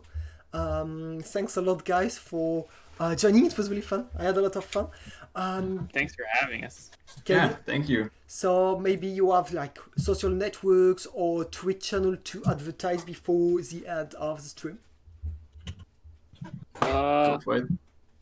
Just follow. You can follow me on Twitter at Vindicta_SU2, and it's the same for my Twitch. If you want to watch me take more secret bases on stream, check it out. But that's pretty much it for my social plugs. And this? Yeah, you can watch me at twitch.tv/Discord. This SC2. I stream on a daily, so you can, or nearly a daily. Let's put it this way. At least 5 times a week, so you'll see me a lot. That's pretty much it. Because I could plug my Twitter and stuff like that, but honestly, twitting and me, we're not best friends. That just doesn't happen. So yeah, just the Twitch right there. Okay. Well, we're going to end, but before we stop, I have a last clip from Vindicta to show you, and this is an old one. Like so a gold miner clip. I just wanted to show it because, well, Vindicta, he was so young at this time, and he was playing against DisK. So yeah, I wanted to finish with this. I think I know which clip it is. I want to see this. Oh, I had a crazy haircut. Yeah, Tempest and Auto. Storm! Fuck! This is me getting Storm tilted is by good, Preroll. isn't it? Oh, what? Man, this is a long What? time ago. Yeah, this is Neon Violet Square? I know it's yep, maybe. I was gonna say Blackpink, but I think Whoa, you're right. what? No, you're right. It's Blackpink. Is it? Yeah, I'm pretty sure. So yeah, 26 minutes, Jesus, okay. you were saying. Yeah, it's Blackpink. It's Blackpink. My god. Anyways, that shows us that you playing against each other is not new, and I don't think it's Nope. over. And I'm really looking forward to other confrontation between you two. That, Me too, actually. yeah, well, I'm sure we'll see it in at least the NA Apprentice because Suga will remind DisK to play it.